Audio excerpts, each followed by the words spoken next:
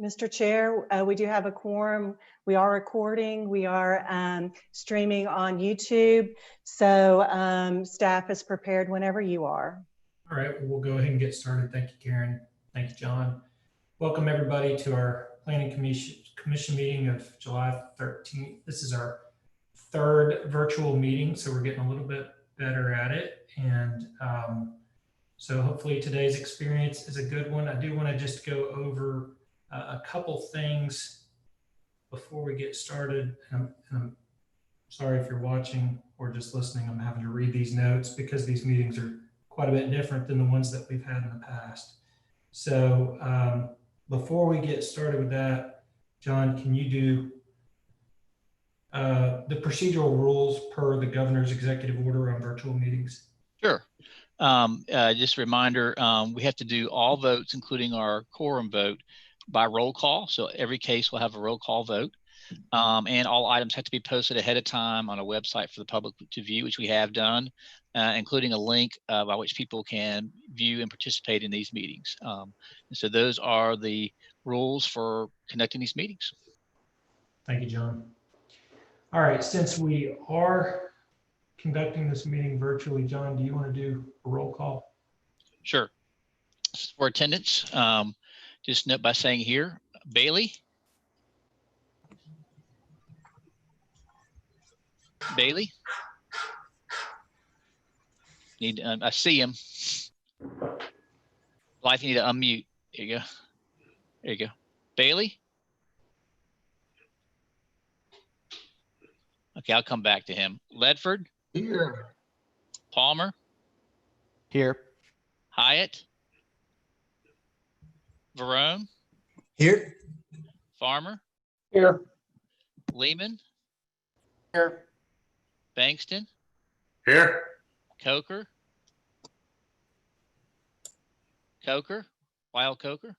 I saw him. Maybe he's off. Okay. Maybe. Here. Parks. Here.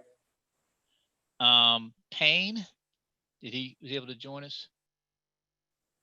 Okay, I'll go back up to Bailey again. Bailey? 1, 2, 3, 4, 5, 6. We do have 8 confirmed present. All right. Thank you, John. All right, let me read over some of this for all of our sake. Since we are conducting this meeting virtually, the RPA staff will be assisting the applicants and members of the public with how to sign up for speaking. Please follow the instructions in the chat box on your screen for how to register. Displayed on your screen is a list of the members who have already signed up to speak. If you have already signed up, you do not need to register with staff. We will give until 1:20 for people to sign up before we proceed with the cases. Following today's regular zoning case agenda, we have 3 additional items: RTZ zone amendment, the annual form-based code text change, and then a feedback session on the Chattanooga zoning code.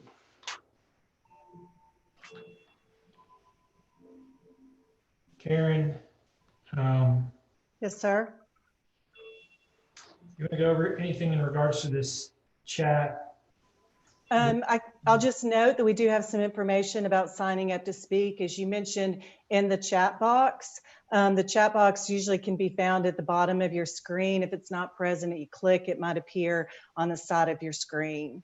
So any information in there, you're also welcome to chat a question to staff. The only people that are able to see those chats are staff and PC members. Thank you, Karen. As a part of my opening remarks, I will note our typical procedure for review of each case item, but highlight some of the differences due to the virtual meeting format. Planning commissioners have received the staff reports for the cases on today's agenda and have had time to review these cases. Prior to this meeting, we will use the following procedures for the cases. For each case with a recommendation to approve or approve with conditions, I will ask the staff if anyone has notified staff that they'd like to speak in opposition to the case or to the conditions. If there is no one, unless a PC member requests a staff presentation, we will proceed to a roll call vote. For staff recommendations to deny or for cases with registered speakers, we will start with a staff presentation. Following the staff presentation, if there are no questions from PC members, I will ask for the applicant to be recognized. The staff person will move the registered speaker into this forum with Planning Commission, unmute them, and allow them to speak. If for some reason your name is called and staff does not unmute you, please immediately indicate in the chat box that you are present. The applicant will have 7 minutes to present their request. Please note that there will be a time clock displayed on the screen that will track the remaining time.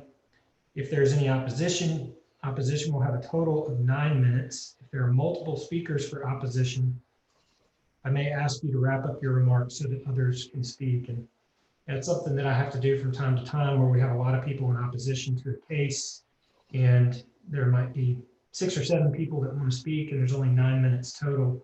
And so it's not that uncommon for me to have to interrupt somebody.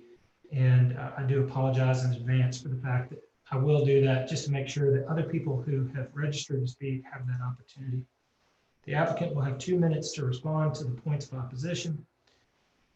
Also, make sure during this meeting that you direct your comments to the Planning Commission and not to the audience or the applicant. So if you have any questions, those questions or those comments need to be directed to the Planning Commission and not the audience or the applicant. Once Planning Commission takes action, if you have any questions, please put your questions and contact information, your email, in the chat box, and a staff member will follow up with you in the next several days. Note that for most requests, other than subdivisions, Planning Commission makes a recommendation and final action on the request is taken by the local council or commission the following month. Allowing another opportunity for input, staff will post next meeting dates on cases in the chat box. We'll now proceed with today's agenda. Mr. Chairman, this is Brian, RPA. Brian. One thing under subdivisions of plats and variances, we don't have any subdivision plats or variances, but I do have a little quick 2-minute presentation on statistics on plats, if Planning Commission would like to hear that. I'd like to hear it. Sure.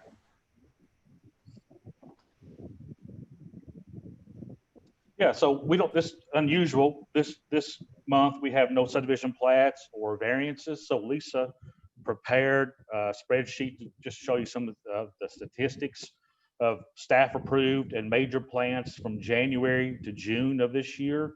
And, you know, the COVID situation has changed things, but based on plat review, business has continued in terms of subdivision plats. On staff approved plats, those are plats that staff reviews and approves without Planning Commission seeing those plats. From January to June of this year, Lisa has reviewed 222 staff approved plats. That is quite a bit. The average is about 37 a month. Of course, as you can see, most of them are split. Most of them are city and county. On the top chart, you have the blue, which is the city of Chattanooga, and the green is the Hamilton County. You can see for the most part, January and February, staff approved plats were located in the city of Chattanooga. That was pretty much equal in April, where most of the staff approved plats were in the county and city. And then in May, we had a few more plats in the county than the city. And then in June, they still continued to increase, but at this point in June, we had more plats in the city of Chattanooga than we did in the county. And of course, we do some of the smaller municipalities such as East Ridge, Lakeside, and Walden, and Lookout Mountain. Those remained, we didn't have any until like May or June. So business has continued in terms of plats in the city of Chattanooga and Hamilton County. That has continued in this COVID situation. In terms of major plats from this time period, there were 19 preliminary plats. 16 plats that produced 602 lots. And then final plats, we had 19 that produced 285 lots. So you can see Lisa's been quite busy from January to June. That's just a quick update on where we are. Looking at the bottom chart, you can see as far as staff approved plats, we've been busy, even though The buildings have been closed to the public. Lisa has been continuing to process those through in a timely manner. So I just want to give Planning Commission a quick update on where we stand in terms of subdivision plats during this time. Thank you, Brian. Brian, are you outside? There seems to be some wind blowing, or is the air conditioning? The air conditioner at DRC is working. I'm at the DRC. It's my fan that's blowing my long hair. So There you go.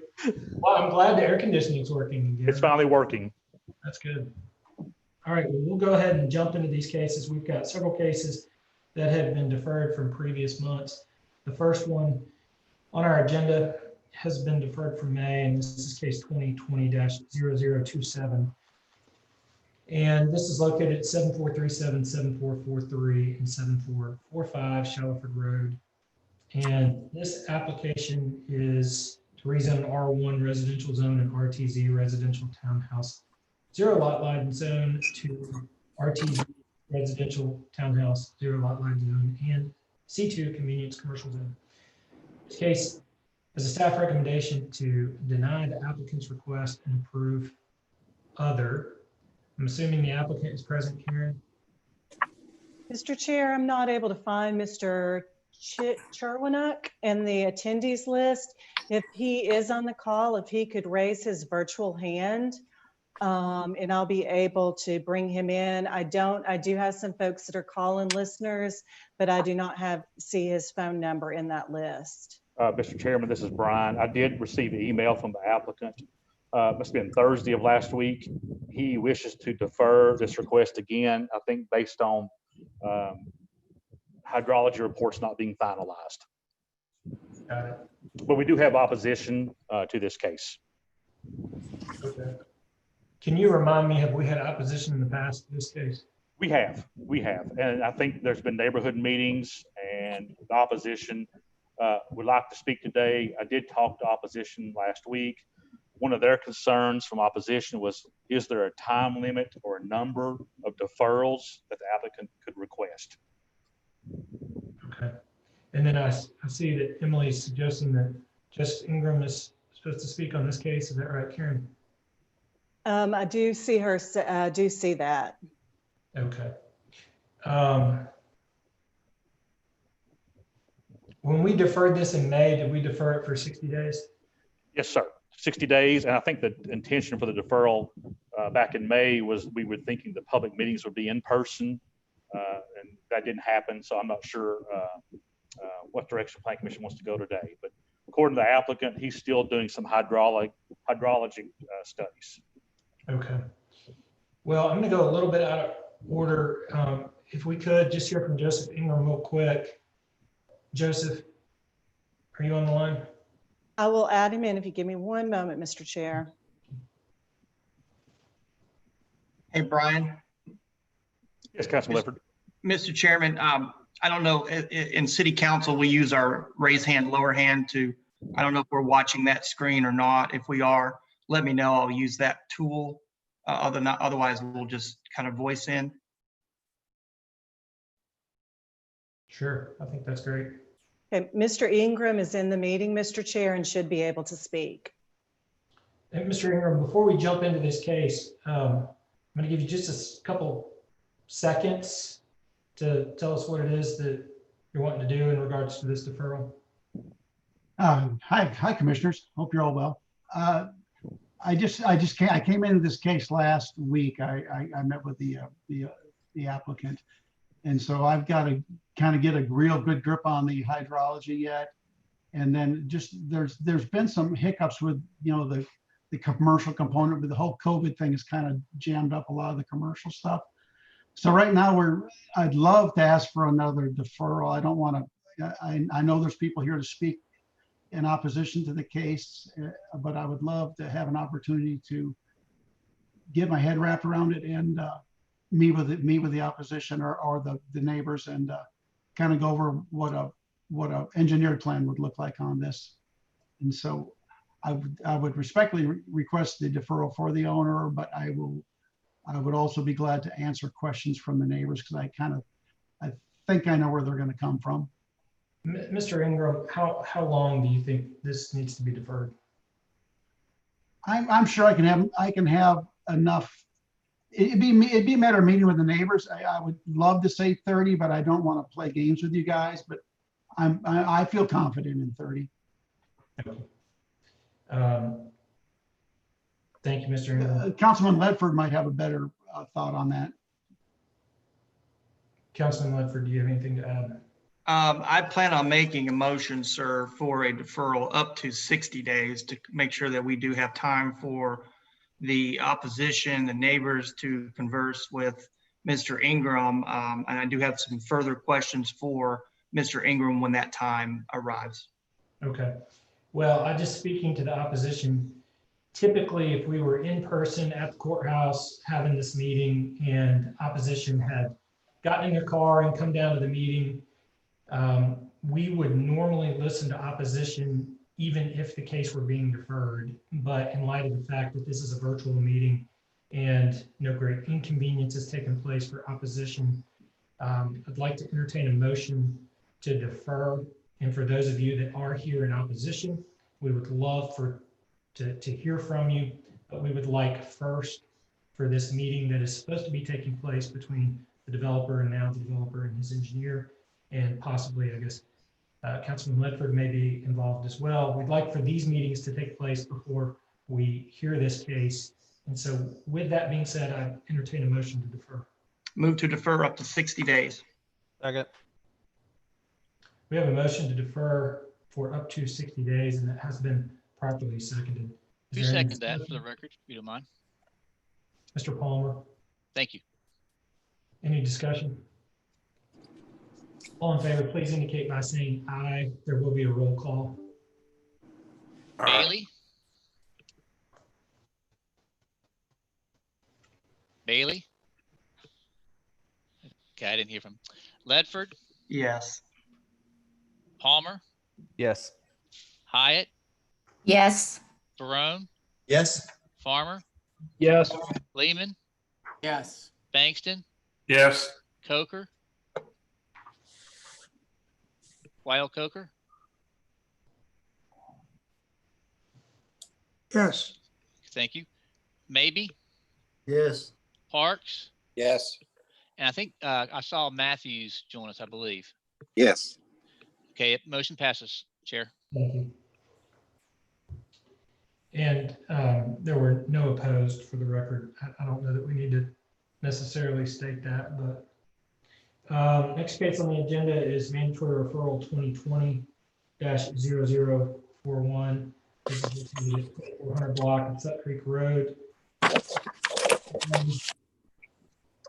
This is a right-of-way abandonment, has a staff recommendation to approve. This was deferred from our June meeting.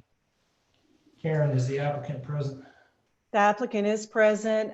His microphone does not work, so he might have to chat if there's any questions. And we do not have anyone that signed up in advance or anyone on the meeting that would like to speak to this case. Mr. Chair, this is Brian. This case was deferred last time at staff's request, talking with the applicant. Really wasn't clear if these rights of way were public rights of way to be abandoned. During the deed research, we thought these may be TVA easements. Since that time, the applicant has reached out to TVA. They do not belong to TVA. The applicant did submit a revised, I'll go to the site plan. On the left-hand side of the screen in the red, that's the current proposed right-of-way the applicant wishes to abandon. We do have opposition that's further down the street on Sut Creek. So the applicant has agreed to basically shift the right-of-way to the right on the screen identified in blue. Staff still recommends to approve the abandonment. All right, if I'm understanding correctly, there's no opposition here today, right, Karen? That's correct. Okay. What's the will of the commission? Mr. Chairman, I'll make a motion to approve. Second. We have a motion to approve, and I know we've got a second from, I think, Mr. Farmer and Mr. Matthews. That's correct. Any discussion? All in favor, please indicate by saying aye. Bailey, Yes. Aye. Ledford, Yes. Palmer, Yes. Hyatt, Yes. Barone, Yes. Farmer, Yes. Lehman, Yes. Bankston, Yes. Coker, Coker, Maybe, Aye. Parks, Yes. Matthews. Yes. Motion carries. All right. Thank you. Next case on the agenda is case 2020-0043, and this is located at 6402. This is an application to rezone from RT1 residential townhouse zone to R3 residential zone. This has staff recommendation to deny. This was deferred from May. Karen, is the applicant here? Mike Price? Yes, Mike Price is on the call and I can allow him to talk at the time. Okay, and then do we have any opposition on this case? We do not. Okay. Mr. Chairman, we did receive a letter in support from Edgemond Forest subdivision next door to this property. Okay. Mr. Chairman? Mr. Matthews? Yes, I think I heard that there was no opposition to this. I move to approve. Okay. Mr. Chairman? I would just note, I think there's some recommended conditions by the Yeah. applicant, just FYI. There are Okay, some I'm sorry. conditions. I'll withdraw that then. I'm showing the applicant does have some proposed conditions. I'll let the applicant go through those conditions because staff recommended to deny. All right, Mr. Price.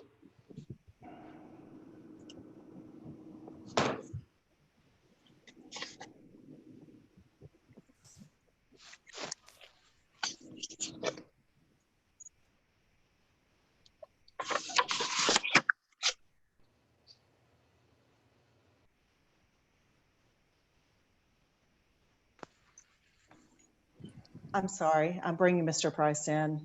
Thank you. I'll see if I can share my screen to show you the conditions the applicant submitted. Mr. Price, you should be able to speak. Yes, thank you. I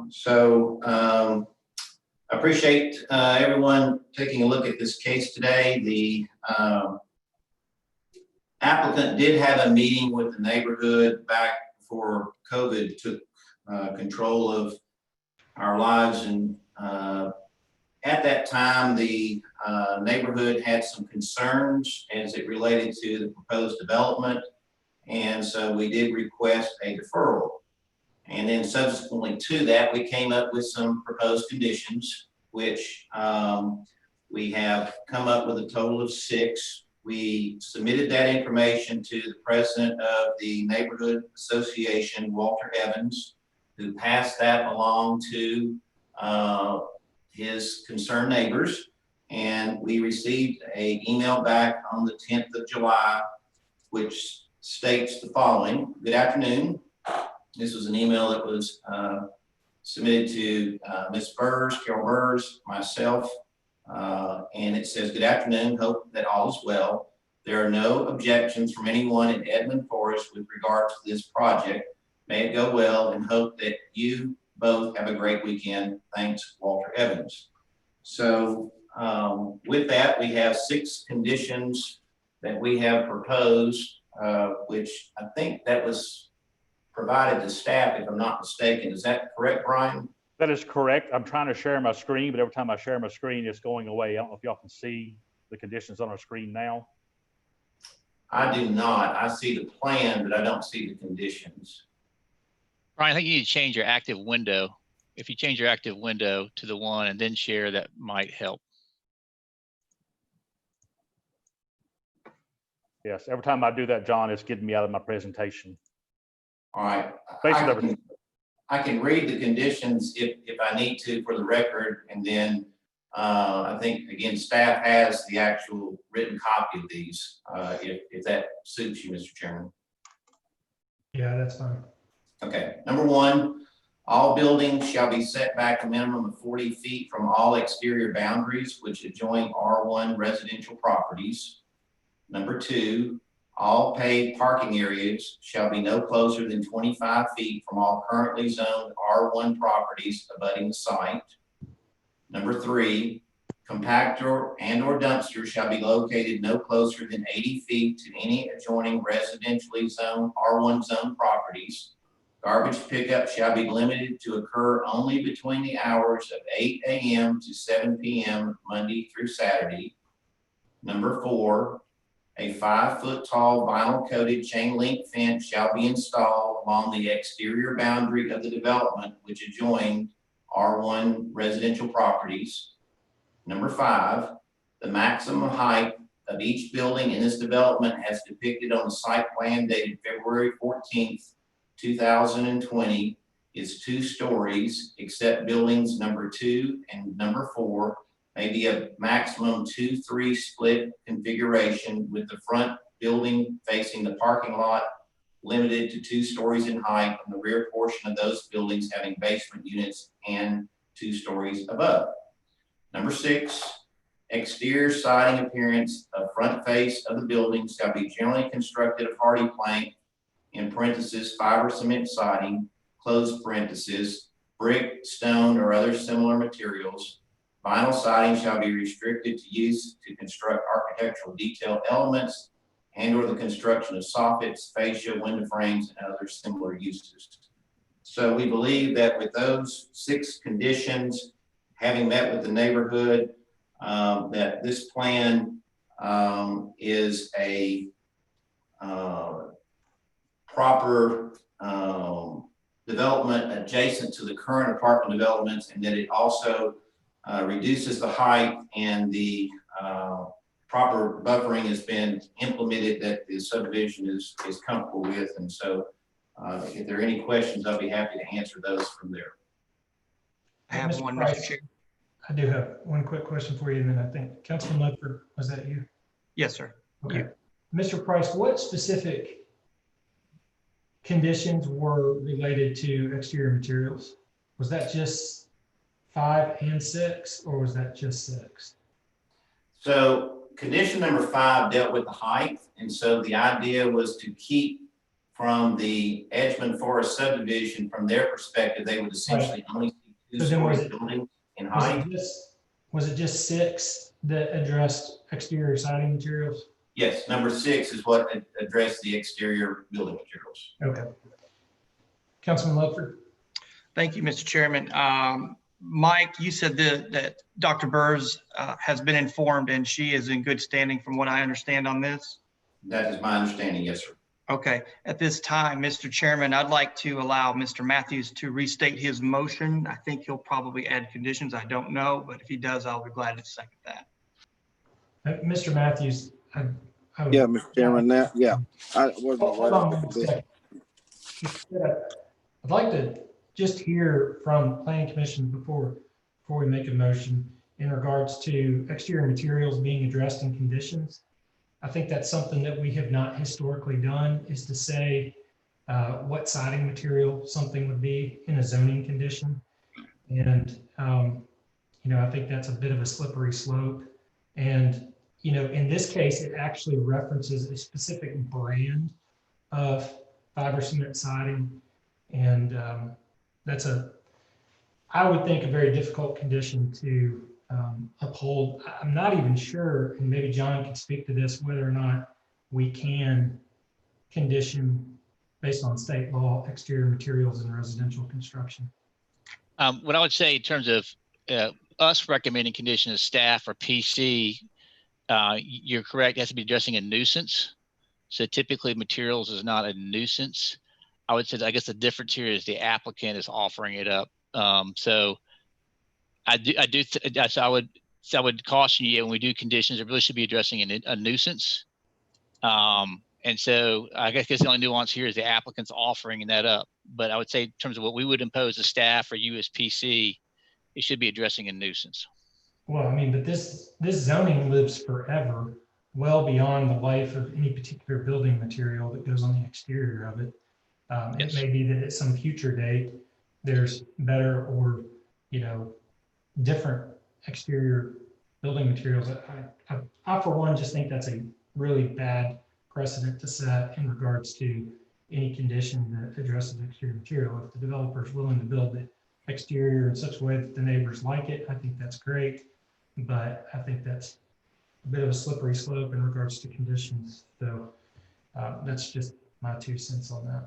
Ethan, I would agree, and they can, the applicant could deed restrict his property with any of these kind of agreements that he's agreed on with the neighborhood. So it's not something we've done before, and I would tend to agree with you. I think the applicant could resolve this without us necessarily having to put materials in conditions. Mr. Matthews. Yeah, Mr. Chairman. Yeah, I actually agree with that also. That's just, if a material is no longer available, how are you going to do that? So I believe what I would do is to recommend a motion that we approve this with, I believe it was items 1 through 5, excluding 6. Is that correct? That's correct. So that's my motion. Second. We have a motion to approve, and Mr. Lehman, did you second that? I did. Okay. And that is with conditions 1 through 5. Any discussion? Mr. Chairman. All in favor, please indicate by saying aye. Mr. Bridger. Mr. Chairman, I believe I misunderstood. I thought I heard Mr. Bailey ask a question. Oh, I didn't hear that. It was very faint. Can you hear me now? Just barely, but go ahead. Oh, okay. Let me try. I'll talk loud. I just wanted to ask, I didn't hear a staff report, but the one thing I just wanted to point out, and I think maybe it's a question of Mr. Price, or maybe it's a question of Mr. Schultz. The staff report indicates that the current zoning has a condition to limit density to 45 units, right? Mr. Schultz, can you? That is correct. Confirm? That is correct. And I didn't hear, it looks like this is about twice of that. And I just wanted to make sure, I didn't hear any condition that might have resolved that. For clarification, is the motion proposing a development that's twice the density that the previous condition allowed for? Go back to the number of units proposed by the applicant is 96. It's on 5 acres, a little less than 6 acres. It's a density of 17.1. So yes, it would be an increase. And that density number on the previous plan most likely came from the site plan that was submitted with that RT1 request. Well, I'll say I'm going to have to vote here in a second, and I'm frankly not sure how I'm going to vote on it. But I do think that the idea of putting conditions on properties, I just want to state, I think it's really important that those conditions are seen as mitigation. It looked to me from the staff report that there was an allowance to go to a more intense zoning classification in exchange for a condition specifically to limit density. And I think that's really important as we add conditions that I wasn't around then, so I don't know what was deliberated on or what the circumstances are, but it appears to me that the zoning was intended initially to limit that density. But I guess I have to decide in a few seconds on how I'm going to vote, but that does concern me somewhat. But this is a rezone which negates the previous zone. Yeah, I appreciate that, Mr. Means. I agree with that. I guess if we were saying something like it's RT and therefore R3 is not much different, then it would be an issue. But in this case, we're all saying that it's okay for it to go from R1. Well, with the motion, if we approve it, we're saying that it's okay for it to go from R1 to R3. So we're overriding what we thought previously. I understand that logic. Any other discussion? All right, we have a motion to approve with conditions 1 through 5, and that has been seconded. All in favor, please indicate by saying aye on roll call. Bailey? Aye. Bedford? Yes. Palmer? Yes. Hyatt? Yes. Barone, Yes. Farmer, Yes. Lehman, Yes. Bankston, Yes. Coker,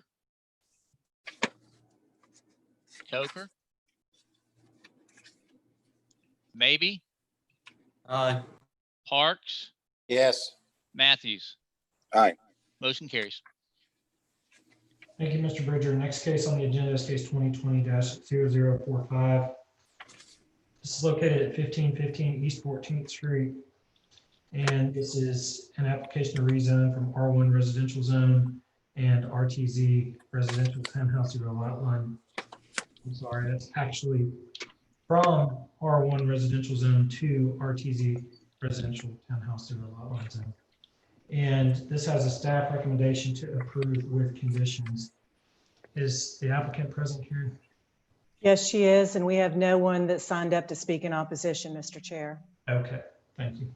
Mr. Chairman, this is Brian. You know, this was deferred last month. I think Planning Commission was thinking about asking the applicant to withdraw her request and go through the variance process of a subdivision plat in terms of lot size, the setback variances.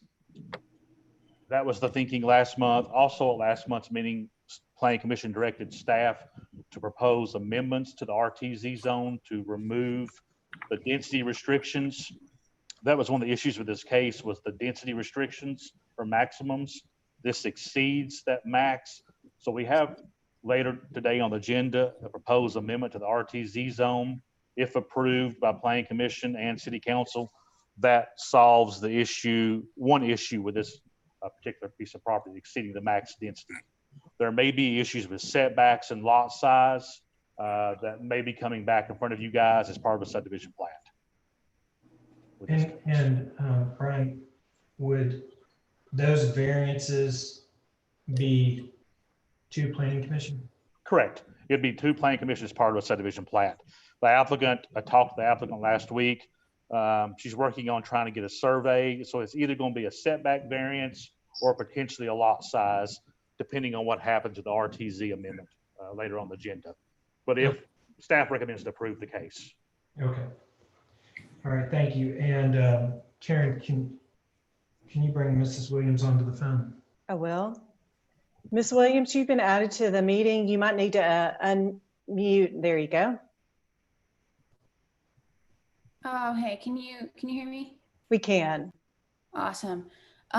So I guess you guys are all pretty familiar with my case at this point. But I was just going to quickly reiterate what my intentions are.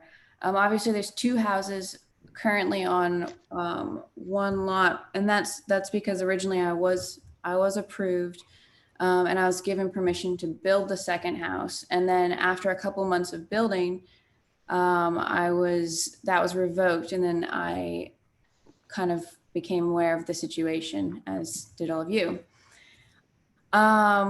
So my plan has been to finish out the new build and sell that, and then I was going to keep the smaller one after a pretty modest renovation, and then keep that as a long-term rental. I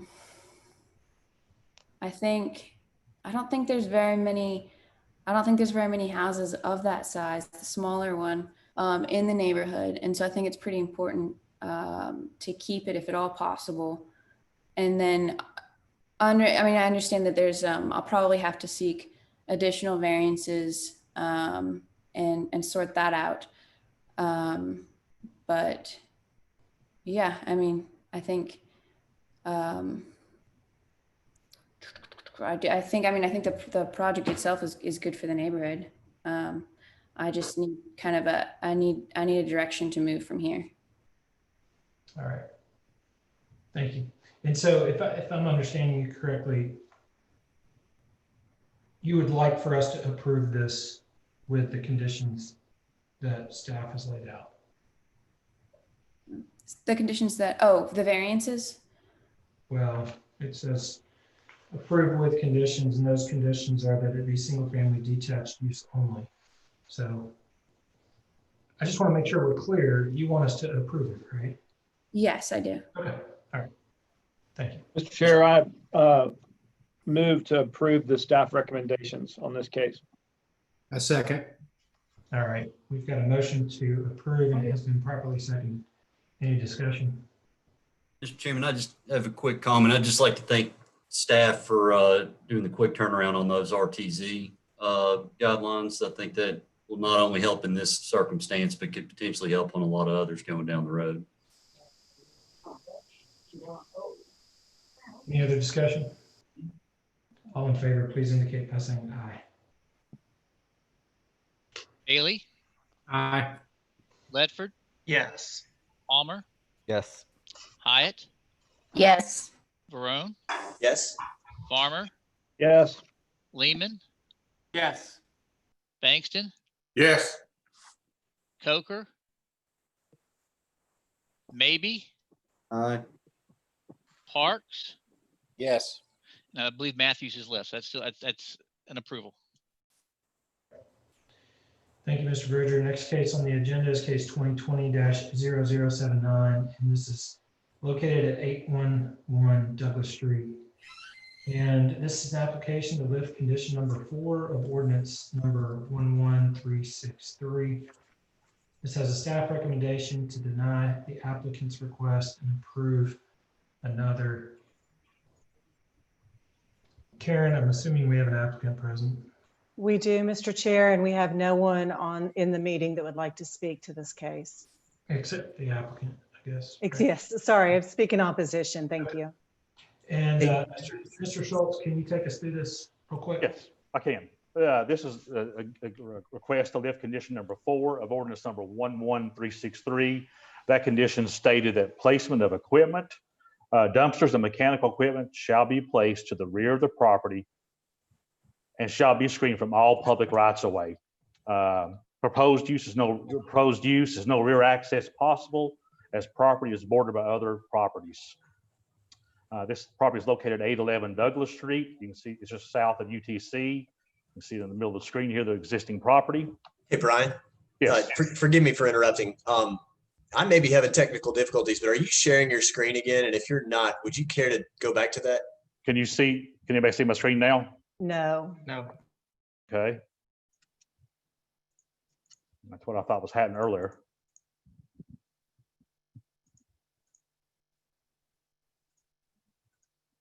All right, let me see.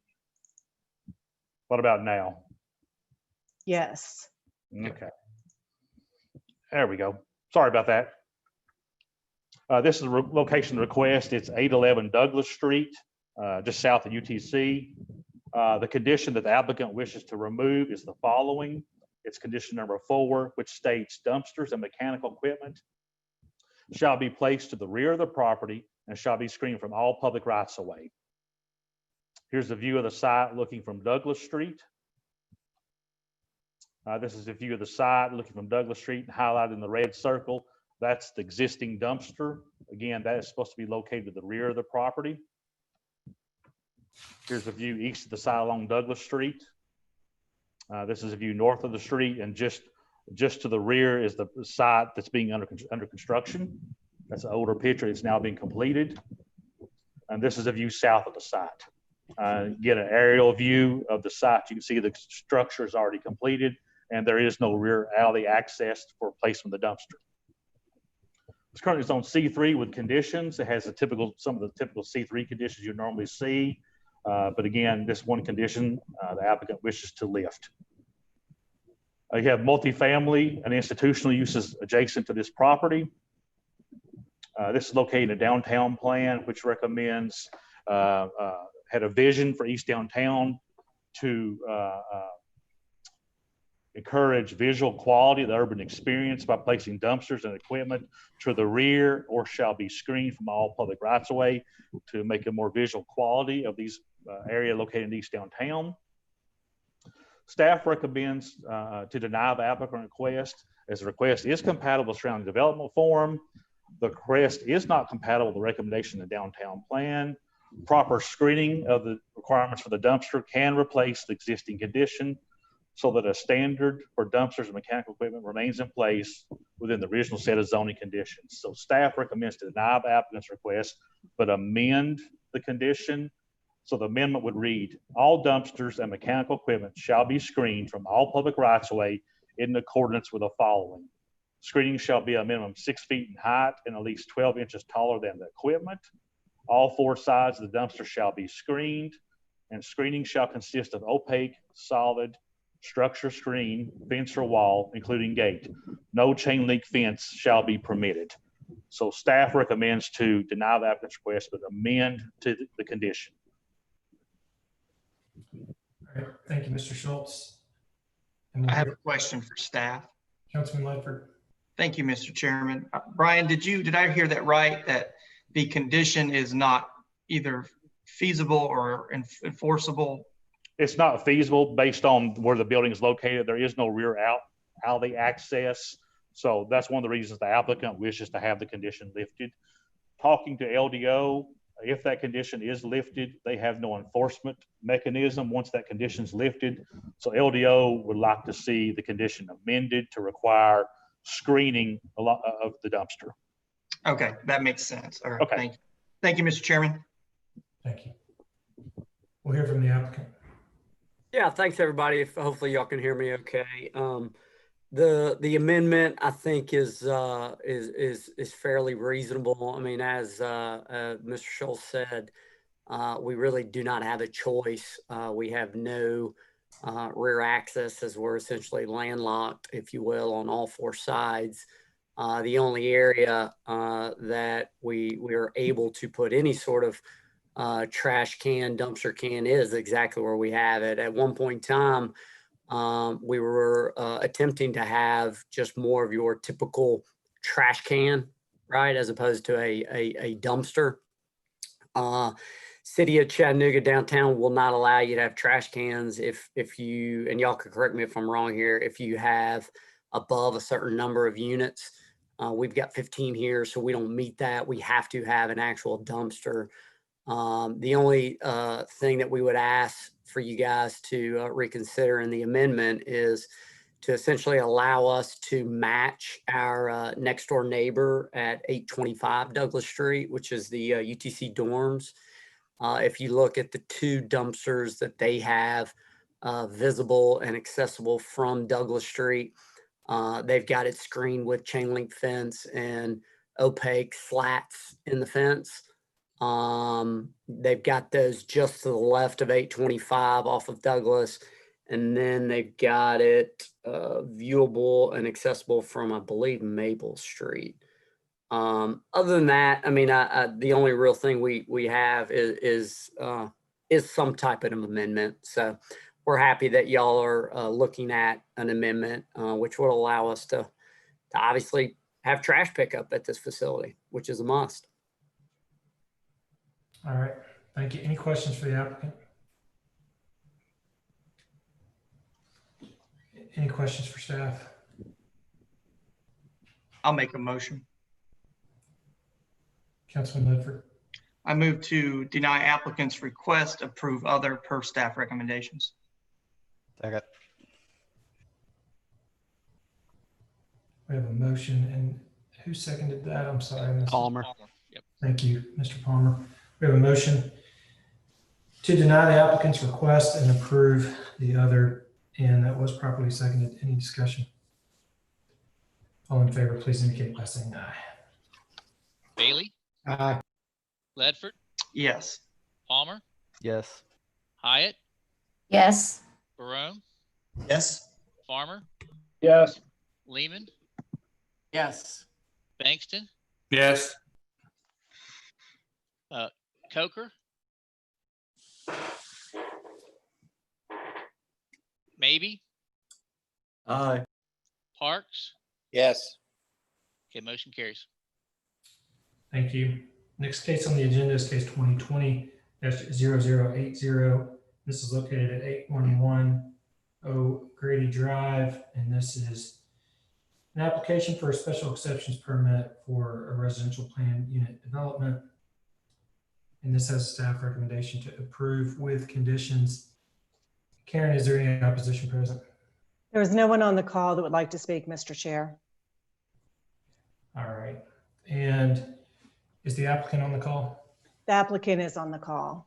All right, can we get them on real quick? I do have one quick Sure. question. Well, Mr. Reynolds, you are in the meeting and I know that you have some microphone difficulties. Can you see if you can unmute your mic and speak? If not, could you please chat to the panelists that you're in the meeting if you're unable to speak? Mr. Reynolds, what I'd like to know is whether or not you're familiar with the conditions that staff has suggested be accompanying this approval, and if so, if you're amenable to those conditions.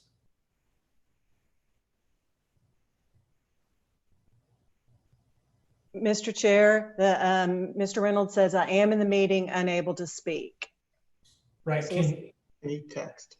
you just ask him if he's okay with the 5 dwelling units per acre condition? Mr. Chairman, this is Brian. That condition is what the applicant can do anyway. Okay. So the R1 allows 5 units per acre anyway. We're just trying to clarify that by this condition.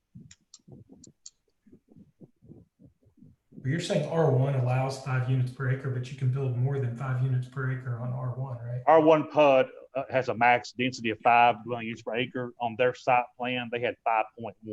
So we wanted to reinforce the idea that 5 dwelling units per acre is the condition, and it's what's allowed in R1 PUD. Okay. Mr. Chair, Mr. Reynolds chatted, since an island of R5 is being removed as a part of this PUD, requesting that additional 42 lots is shown, and I will read the rest when that comes up.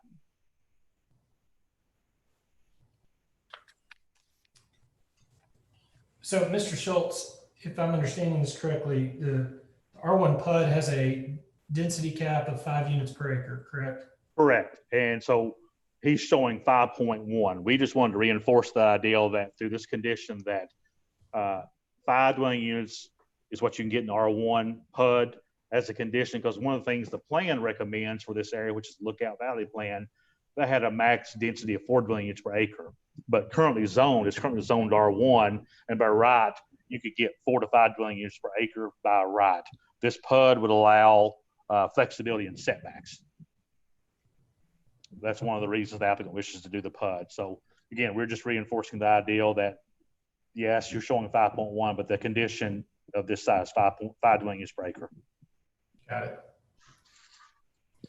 All right. And Karen, it looks like I can read this. It says the applicant's asking for 42 rather than 41, which, you know, hopefully the applicant can hear us. It doesn't sound like that's even an option, irregardless of this condition. So I'm not sure there's anything we can do about that. With or without the condition, it still has a density cap of 5 dwelling units per acre. Mr. Chairman, if I might, and Mr. Maybe. So I just want to make sure I'm understanding that correctly. So from Brian, are you saying that if even without this condition, if we approved it just as is without the condition, they would still be limited to 5 per acre? Is that correct? That is correct. I think what the applicant's trying to argue that because a portion of the site is R5, I think that gives them a little more bump in density to get that one line in. Brian, you want to comment on that? Let me go back.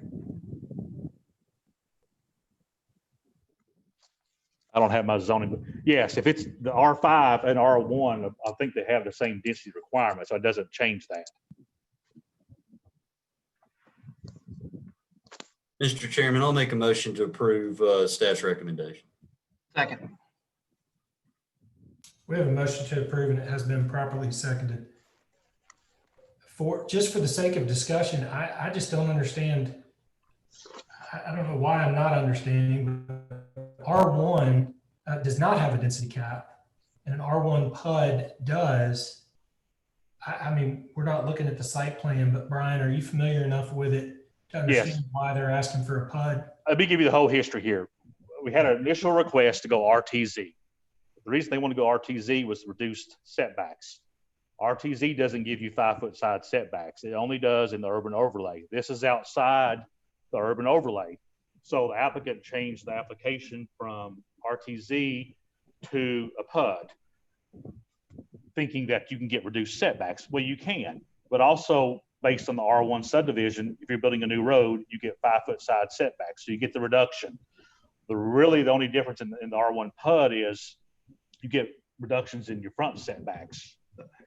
So R1, straight R1 subdivision, you can get typically 4 to 5 dwelling units per acre.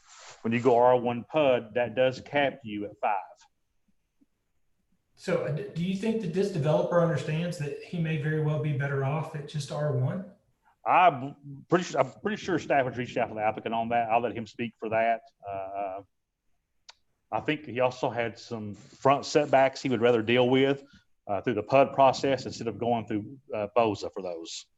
Oh, he's saying R1 requires a 60-foot front lot. Is that correct? That is correct. R1 PUD does not.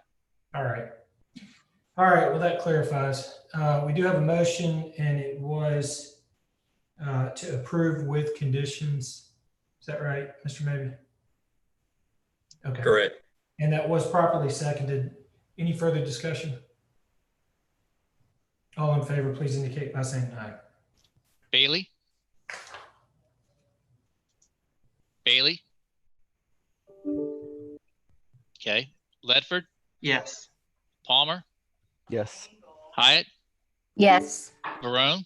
Yes. Farmer? Yes. Lehman? Yes. Bankston? Yes. Coker? Maybe? Aye. Parks? Yes. Motion passes. All right, thank you, everybody. Next case on the agenda is case 2020-0081. This is located at 11156 East Brainerd Road. This is an application rezone from A1 Agricultural District to C2 Local Business Commercial District. This has a staff recommendation to deny. Karen, I'm assuming the applicant's present. The applicant is present. All right, and have we got any opposition present? We do. We have 7 people that have signed up to speak, Mr. Chair. Okay. And Mr. Chair, I shared with you guys this morning a petition as well as a spreadsheet of some of the comments staff received in opposition to this case. Okay. So Mr. Schultz, can you take us through this? I can. This is case 2020-81, a request to rezone from A1 Agriculture District to C2 Local Business Commercial District for proposed use construction of a Dollar General. It's approximately 1.72 acres in size. This is located in the Appleton community. It's at 11156 East Brainerd Road. You can see on the screen the site just to the west, the Bill Jones Road and East Brainerd Road intersection. This is a view of the site from East Brainerd Road. Another view of the site to the right, and you see the single-family homes to the east of the site. This is a view across East Brainerd Road, just north of the site. This is a view west of the site. The site's just to the left of the screen, but this is the single-family home that's located west of the site. This is a view south of the site along Bill Jones Road, where the single-family dwellings are located. And this is another aerial view of the site. This is currently zoned A1. To the north is A1, and further north you have R2A. To the east, west, and south is A1. The closest C2 is just to the east, or sorry, to the west at the intersection of Old East Brainerd and East Brainerd Road. You can just see it sort of the light pink on the screen to the west, but there is no other C2 or commercial zones nearby. The agriculture A1 zone is primarily farming and growing of crops, allows farm stands, and allows single-family detached dwellings. It has a maximum density of 2 dwelling units per acre.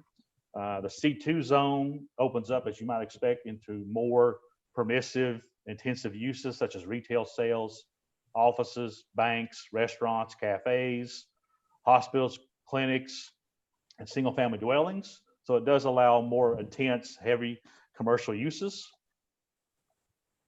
Just showing again the site. It is a vacant piece of property. Everything around this property is single-family detached residential. Further to the east, there is a institutional use as a church. This property is located in the White Oak Mountain Area Plan, which is adopted in February of 2019.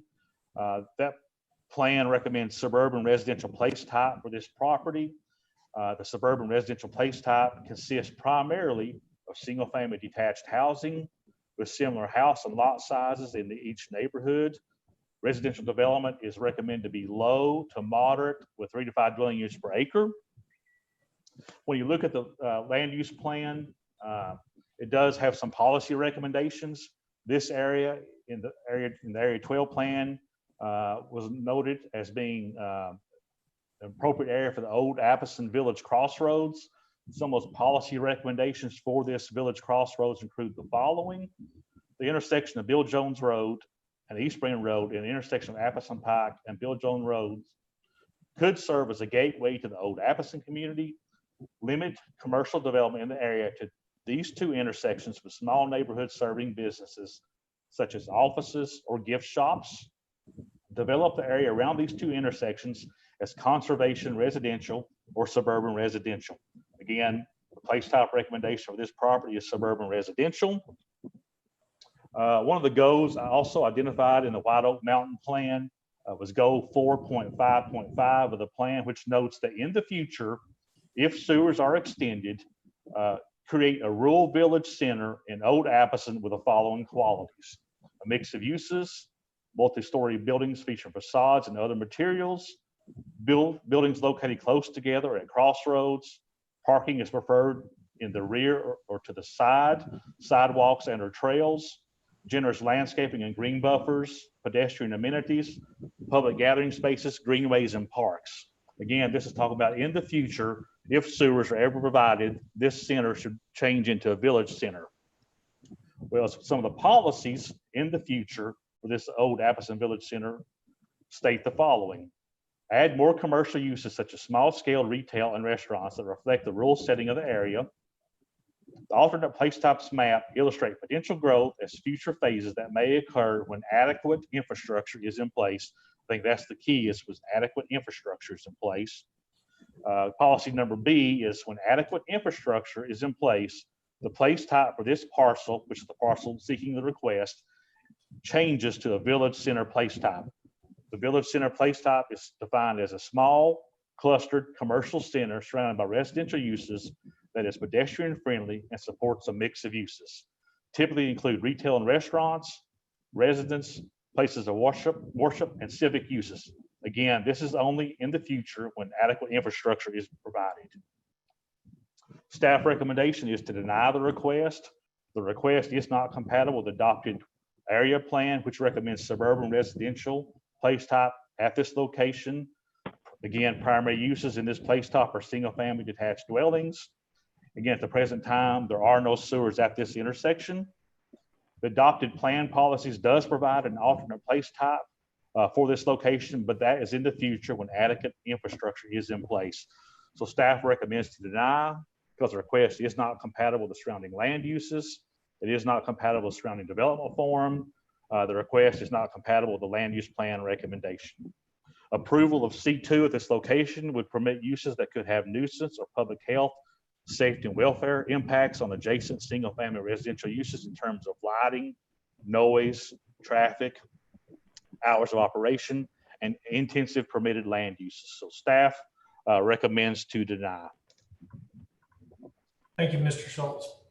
Before we hear from the applicant, are there any questions for staff from the Planning Commission? Mr. Chairman, I've got one just for staff or a couple, if I may. Mr. Lehman. Brian, the crossroads designation that was set up in the initial area plan, I believe is right at that intersection. I know it doesn't extend down to this lot, but what would be, and I know we're talking about, but what would be an adequate zone? Well, let me ask two questions or a couple of questions. The first one would be that does staff look into the proximity of a crossroads village center zone that was or a place type that was designated as part of an area plan to do?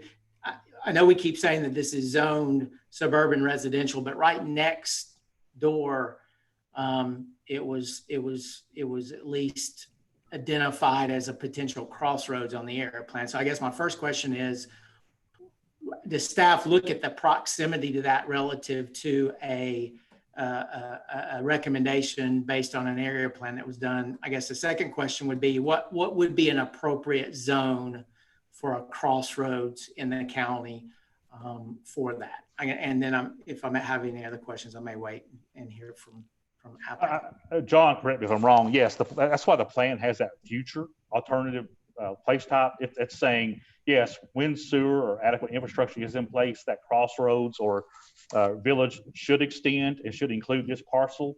But at the present time, that infrastructure is not in place. Therefore, that's why it was recommended suburban residential. Is that somewhat correct, John? On my yeah, all I would add to that is, or if it was already zoned commercial, but it's not currently. It's zoned A1. Yeah, it's A1, or as far as the property next door. So you don't really have the commercial node established yet, even at the intersection. So, and clearly you all as a planning commission can deliberate whether you think it's appropriate to go beyond that. I think we were edging on the side of conservatively looking at, it's really meant to be started at that intersection. There's not even any commercial area in this location currently. I think it'd be different if that property next door is already zoned C2, but it's not. So I think that's kind of where we looked at that, combined with the issue that you don't have sewers extended out to this area yet, kind of led to inform staff's recommendation to deny. Regarding the zoning, I don't think. Well, Brian, yeah, the closest, not really. Again, we have place types in place that have been adopted. You know, sometimes it may take multiple zones to fulfill a certain place type until we get all of our zoning codes up to date. I would think the closest, John, correct if I'm wrong, maybe a C5 neighborhood commercial zone in the county that would get you some components. That does limit alcohol sales, right? Does limit alcohol sales, and yeah, exactly correct. If I may follow up, Mr. Chair. So let me just ask, based on the area plan, so I have an understanding of the area plan. So if this request was one lot over to the east, would it have been recommended because that was designated as crossroads in the area plan? I would say more likely yes, because yes.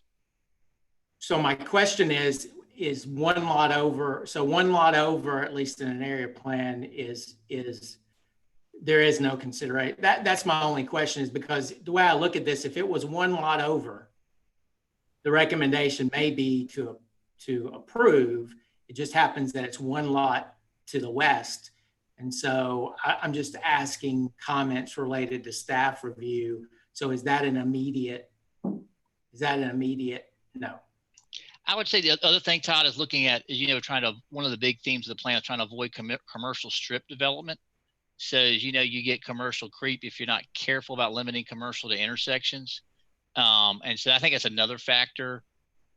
Where does it begin and end? And I think the other, again, I say the other big element of this is availability of sewers. So if we're trying to limit strip commercial development, we define a location at an intersection where it's appropriate to have commercial, and you don't have sewers. So again, us looking at from the view of the policy guidance from the plan, that's where we arrived. Now I do hear your point and saying, hey, it's right next door. Do we try to give some discretion and thinking it's not that far from the center? I think that's something you all need to discuss and debate as a planning commission. As staff, I think where we arrived at it was because you don't have sewers, there is no existing commercial in this area at all currently. We're trying to err on the conservative side of keeping it at that intersection.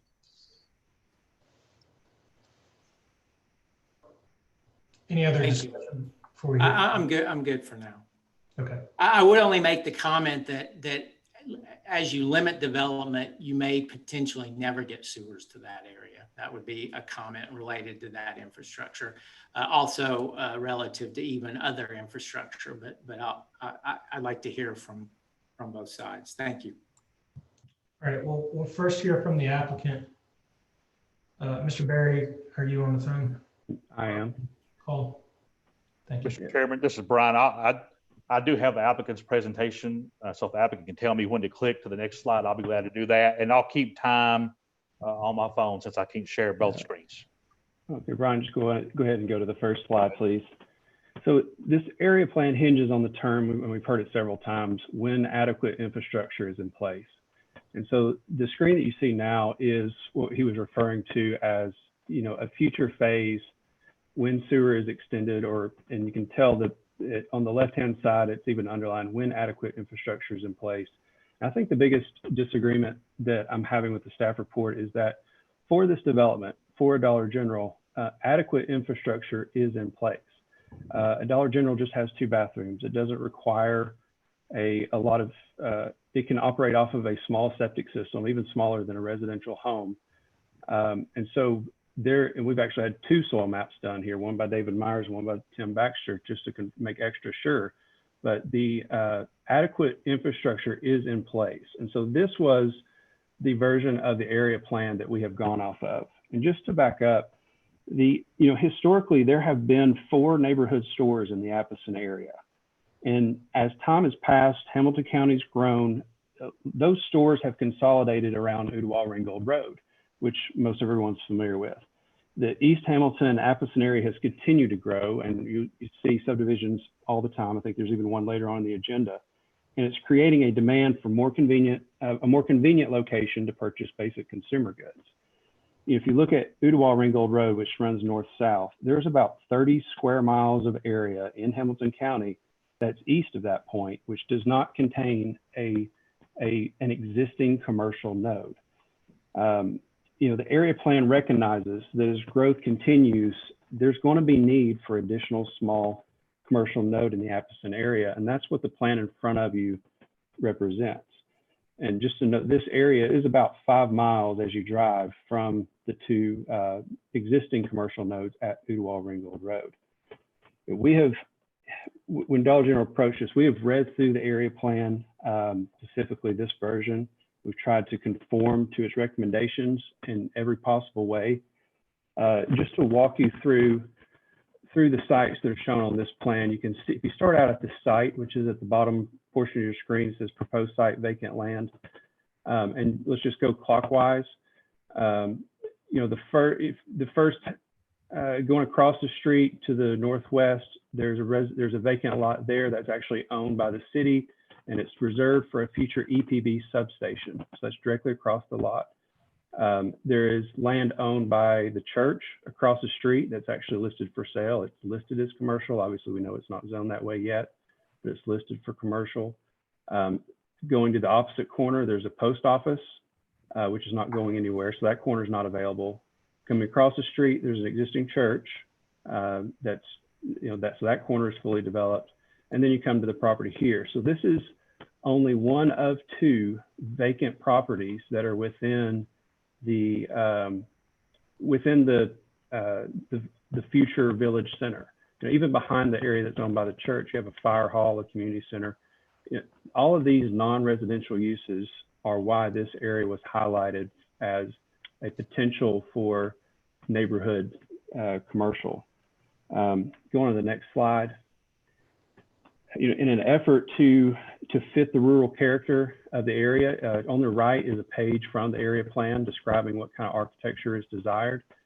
We have taken that inspiration, especially the red building that's on the left, and have applied it to the Dollar General. So what you see on the left is what's proposed.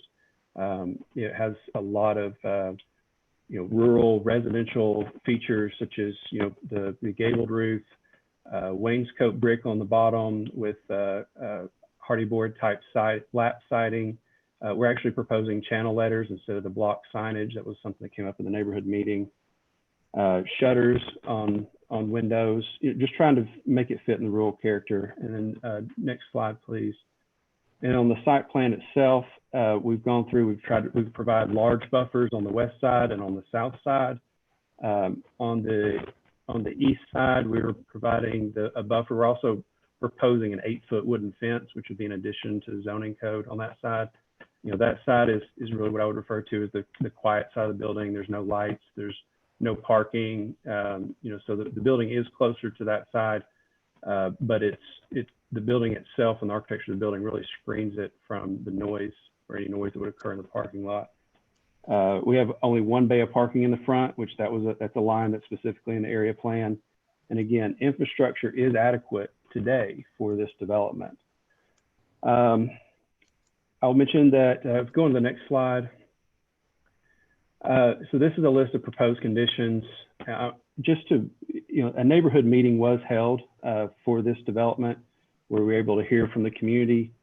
While those that were opposed were more vocal during the meeting, there were several present, that spoke to me after the meeting that were supportive. We've had several people even offer to gather signatures and petitions on our behalf, which I've actually personally never had that happen before. Just normal citizens in support of this type project. And really on the supporting side, some of the feedback that I've gotten is that, they complain a lot about the traffic at Oodwall Ringgold Road, which is only getting worse. And they would love to have, a lot of these people live even east of this site, so even further away from Oodwall Ringgold Road. They would love to have an option that's closer just to pick up some quick items, some quick consumer goods. But on the opposition side, the main theme that I took away was just a desire to keep Apison rural. This was not a surprise to me. In fact, John Bridger writes a letter and puts it at the beginning of each area plan. And just he highlighted three concerns that came from the community surveys, the community meetings, the advisory board meetings, the 12-month process. And he's, one of those three things was retain the rural character of the White Oak Mountain area.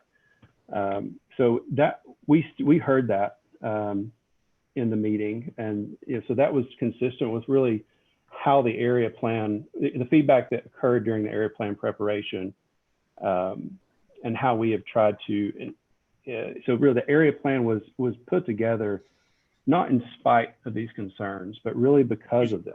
Mr. Chairman, that's the time. 7 minutes is up. Thank you. Okay. Mr. Berry, we'll hear from opposition, and then you'll have a few minutes to respond to that. So Karen, before we jump into opposition, I will say this is the first time that we've had more people. I think you've got how many that want to speak? We have 6 now that would like to speak. So I'm speaking directly to those who would like to speak in opposition. There are 6 of you that want to speak, and there's a total of 9 minutes. And so somebody's going to go first. And I'm just going to ask that you would, a couple things. One, that you would limit your comments, keep them specifically in regards to this zoning case, and matters of concerns in regards to this zoning case. And then as we go through and other people are given the opportunity to speak, please refrain from repeating things that have already been said, just in best use of everybody's time and to make sure that we do have an opportunity to hear from everybody. I will interrupt somebody, and I do apologize in advance because it really does come off as rude. And then at some point, I'm assuming Karen can just turn you off so that we can move on to the next person. And that will seem really, really rude, but keep in mind that whoever is first has 5 people that would like to speak behind you, and there's only 9 minutes to hear from that opposition total. So also, Karen, is it the case that Commissioner Smedley wants to speak in regards to this case? We do. I have her queued up first. Okay. And then I was just to speed things along, I'll give the order, we'll do the others, just so you know you'll be unmuting and being able to speak. First will be Terry Knoll, after Commissioner Smedley, then Jason Price, Michelle Snow, Samantha Maurer, and Mark Chakwoski. Okay. So I'll do them in that order and just bring them in quickly. Okay, well, we'll start off with Commissioner Smedley. Thanks for being here with us today. Go ahead. Mr. Chairman, can I make a quick observation? Yes, Brian. So after the applicant's presentation, it dawned on me, earlier in this meeting, we raised a good question as Planning Commission about conditioning the types of materials used with building. And this seems to be a very strong opposing view or pro view of this project. And I'm just wondering, I just want this commission to kind of think about that we're just kind of the same thing twice now, and we removed that condition earlier. So I just thought that was interesting that we have materials and specific types of materials being mentioned again as a condition. Thank you. I think that's certainly worth noting. Thank you, Mr. Ledford. All right, we'll hear first from Commissioner Smedley. Commissioner Smedley should be able to speak.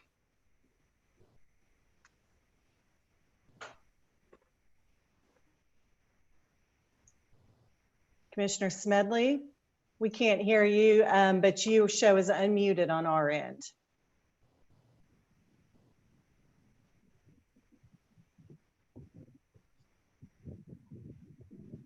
Mr. Chair, do you want me to bring her back in and we'll try her again later and move on to the next person? Yeah, let's go through everybody else and then we'll come back to. Okay, hold on one second.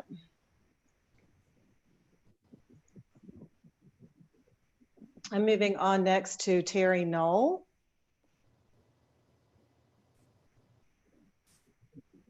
Terry Knoll, you are in the meeting and should be able to speak. You might need to unmute your mic.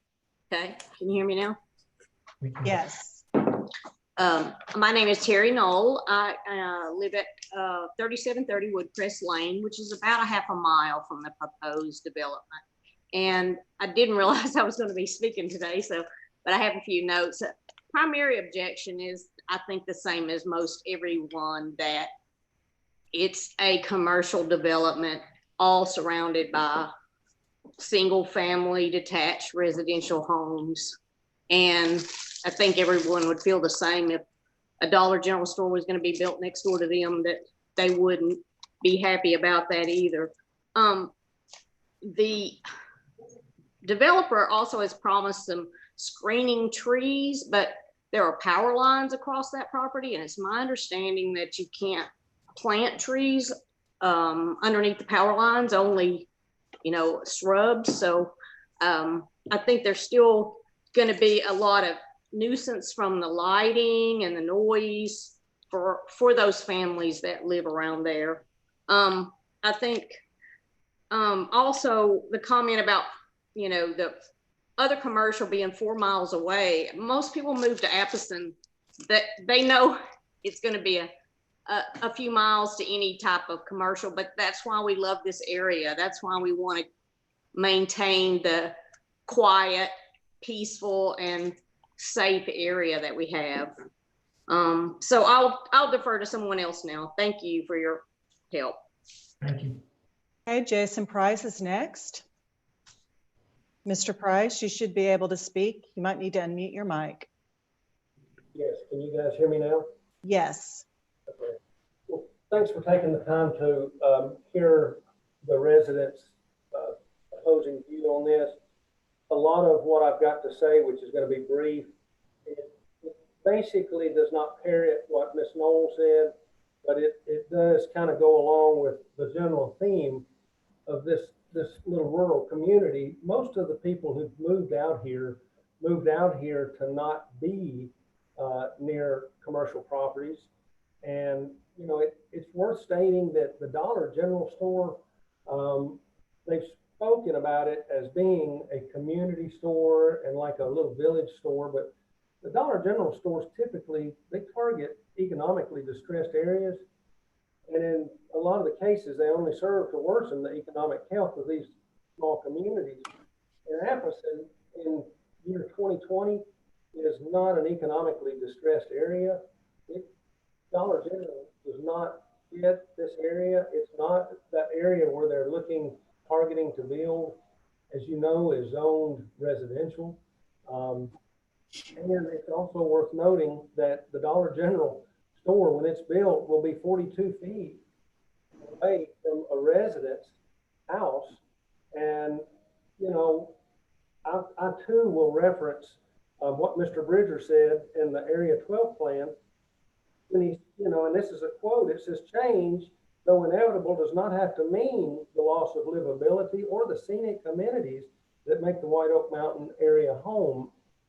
And I would challenge the members of this committee to think that the residents whose properties will butt up against the Dollar General property, the livability of their houses, their lives and the value of their house will surely suffer with the building of a Dollar General store. And I'll yield my time to the next speaker. Thank you. Michelle Snow is next. Ms. Snow, you might need to unmute your mic to speak. Hello. Can you hear? Yes, Can you hear hello. me? Okay. Honestly, I didn't have a whole lot more to say. I just wanted to be a voice again with the point of living in Appleton, chosen to live in Appleton, knowing that it's a rural area, knowing that I have to drive a few miles to get to the nearest grocery store. With the Dollar General added specifically in that place, the traffic, yes, is already getting really bad on Ooltewah, Ringgold, East Brainerd section. Now the traffic will be even more significant if there's a Dollar General there. I mean, it will take us even longer to get through this area now. We want to maintain the rural. It's not that we're opposed to growth per se. It's just that if it's more not the commercial like the Dollar General or that type of thing, more like an individual type of mom and pop type store maybe. But that particular spot is also just going to encourage or increase the accidents that already happen in that area, increase criminal activity in the area. And right now, you know, we are fairly good with not having a lot of criminal activity in the area, and we'd like to keep it that way. I mean, the traffic, the lights, you won't even hardly be able to see the stars anymore because of all the lighting. Thank you, Ms. Snow. We've got several other people that wish to speak, only 3 minutes left. Thank you for your comments. Mr. Chair, I brought Commissioner Smedley in.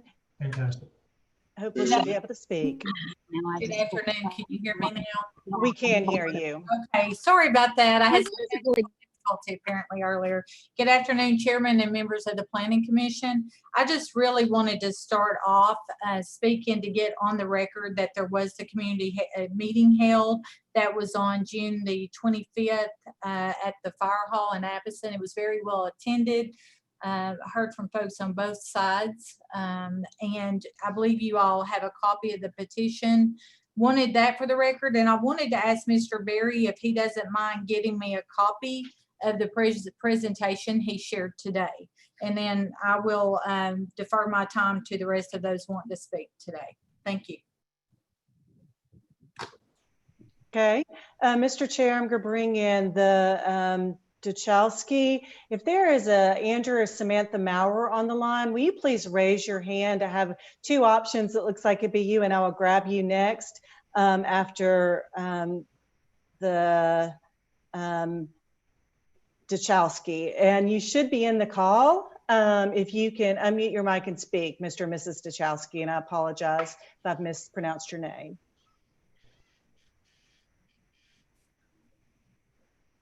So Mark or Catherine Duchalski, there, you should be able to speak. Can you hear me now? We can hear you now. You might need to speak up just a bit more. Yeah, thank you. We are no longer able to hear you.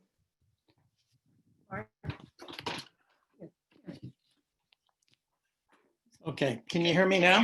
Yes. Okay, I'll be quick. One of the things the Dollar General representative mentioned was the infrastructure is already in place to do what they want to do. And I just want to emphasize to everybody here that infrastructure is more than just a sewer system. As we look to the future, and you talked about it a little bit with the community center concept that we'd like to see Appleton move toward, we're going to need sidewalks, we're going to need wider roads, we're going to need traffic lights, and yes, a sewer system eventually. So please keep that in mind. And also, I think reference was made to this future plan to try to model it after the Cambridge Square over in Ooltewah. So when you visualize a much smaller version of Cambridge Square in this planning zone, across the street from the proposed site. I just don't see how a Dollar General store fits into that overall plan. I live about 150 yards from where this store is going to go into. I would welcome a well thought out, planned community like a Cambridge Square. I think most residents would. Someplace where we can go, meet as neighbors, enjoy a cup of coffee, maybe a meal. That's what we want to see out here. And again, I just don't see how a Dollar General store fits that motif. And I really recommend the commission, if we're going to do something out here, we start with that side of the street where we want to do the community plan, and let's get that up and running, and then let's see what we want to do next beyond those boundaries. Thank you for your time. Karen, is there anybody else? We do have one more person, Mr. Chair. Samantha Maurer, you've been brought into the meeting and should be able to speak. Okay. Can you hear me? Yes. Okay. Just real quick, our family is the same thought. We like the rural feel. We actually live 2 minutes from the Walmart in Ottawa. And in 2017, we chose to move our family out here to Appleton to get away from the town and the community, knowing full well we'd still have to drive into town to get what we need. And the location, I agree with what everyone else has said.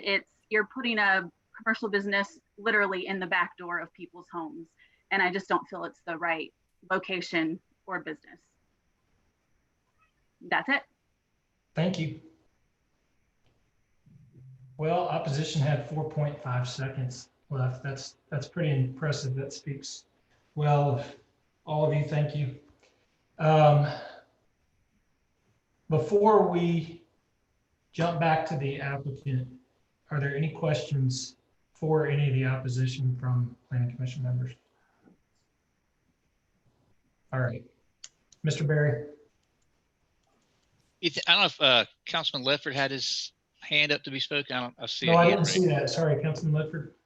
That was an old hand, but I did have a thought because during the opposition, this might go to John. I kept hearing that we're specifically mentioned. One of the things I've learned on being on this commission and from a lot of intelligent people on this commission is we're referencing a specific company, a specific building, a specific brand over and over again. So I would like to hear a little bit more addressed on the C2 component of this and what it does moving forward as it sets a precedence, what could come down the pipe. I mean, I'd like to see that conversation go more towards the C2 ask versus the Dollar General, quote unquote, because that could be anything. So I would just be interested, John, if you have any thoughts on C2 and the precedents that might set in conjunction or the vision of the Village Center as laid out in the Area 12 plan. I'd be interested in hearing more on that, traveling down that road. Yeah, just to reiterate, ultimately, at the end of the day, I mean, we're approving a zone, not a project. And so the C2 is very similar, Brian, correct me if I'm wrong, to the city C2 as far as standards or some basic landscaping standards. That's correct. I got it on the difference between A1 and C2 right now. Yep. So you're right. At the end of the day, you're approving a zone, and then whatever conditions you choose to apply to that. Again, pro or con, if you decide to recommend approval or not of this request, and then the conditions would again, the purpose of conditions is to address nuisance impacts. So I'll just leave it at that. I think that's a great point, Councilman Ledford. We'll hear from the applicant, Mr. Berry. Can you hear me? Yes. All right, good. So going back to, just want to go back to one thing. This is one of two vacant parcels that's within the future Village Center, but it is the parcel that's more standalone. The parcel across the street which is referred to as the quote unquote Village Center, the more Cambridge Square-like development, that has been envisioned in the area plan. And one advantage of Dollar General starting on this parcel is it leaves that area intact. It leaves that where it could become something more. Whereas this parcel, with its limitations of TVA easements and septic lines, it is more standalone. And so it's more conducive for a standalone building such as a Dollar General. Regarding C2, we have proposed conditions that restrict this to be, to be a better neighbor, proposed limitations on delivery times, on lighting, 8-foot wooden fence around the perimeter for buffers. One of the things we heard is concern about outdoor storage where people leave pallets and crates, and we've proposed that as a condition that can't be left. Screen hedges, we've limited the permitted uses. We've done all those things to try to limit this where it is a good fit for the area. And that's all I have. Okay. Thank you, Mr. Berry. Mr. Schultz, can you pull those conditions back up? Yes. There's the pros conditions. Thank you.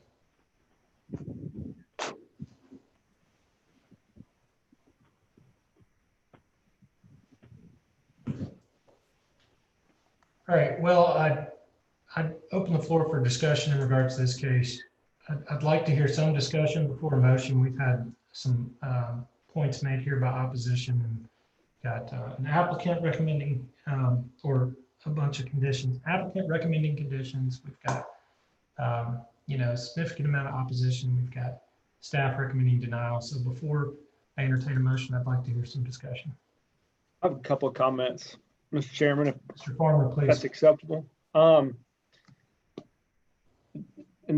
both sides make a very compelling argument in this case. A couple of things that stick out to me the most, and as I've thought a lot and rewinded to us approving the area plan, which we spent a lot of time doing, and a lot of people on this group really looked at it. And one of the troubling things I've always had with it is, we're coloring somebody's we're coloring in somebody's property and saying it's this.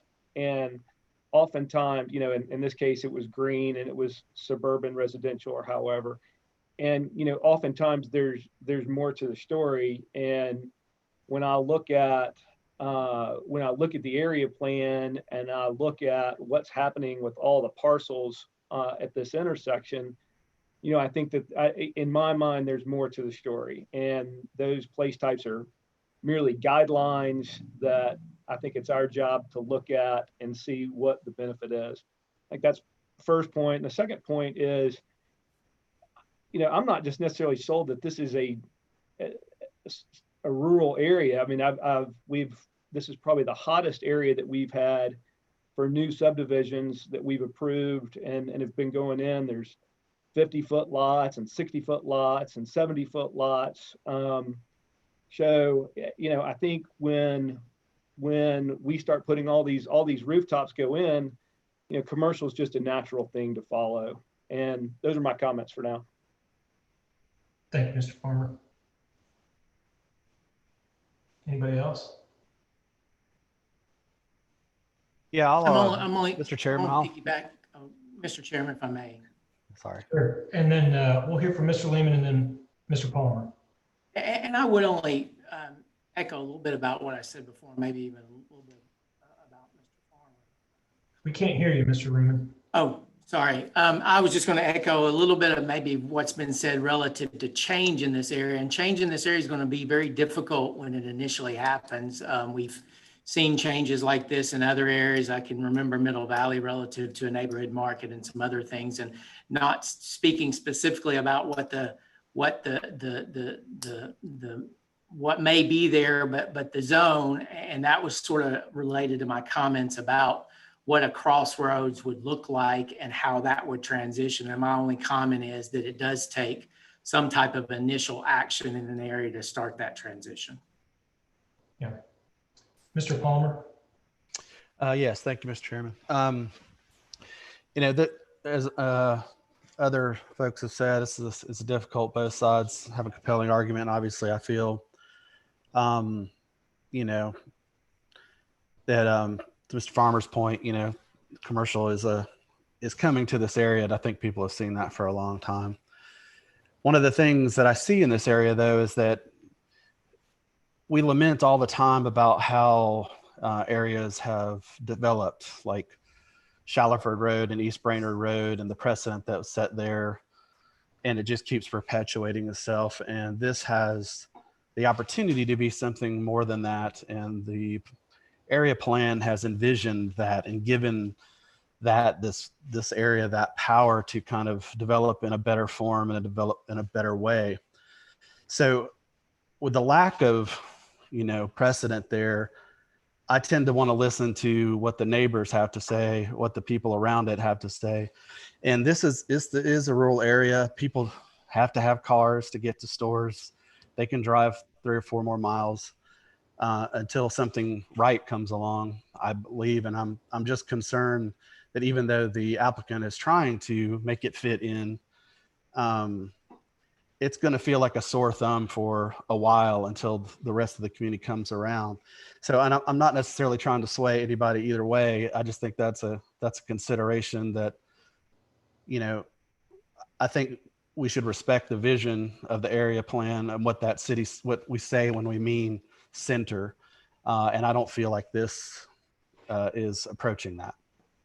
Mr. Palmer, on that, you know, I had the same kind of thoughts.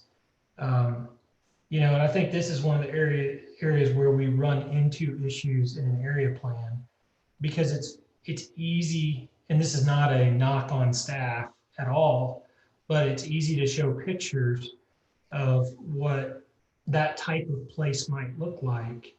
And they show pictures of something or talk about something that looks like Cambridge Square, but that just isn't the reality. That isn't the reality in Walden.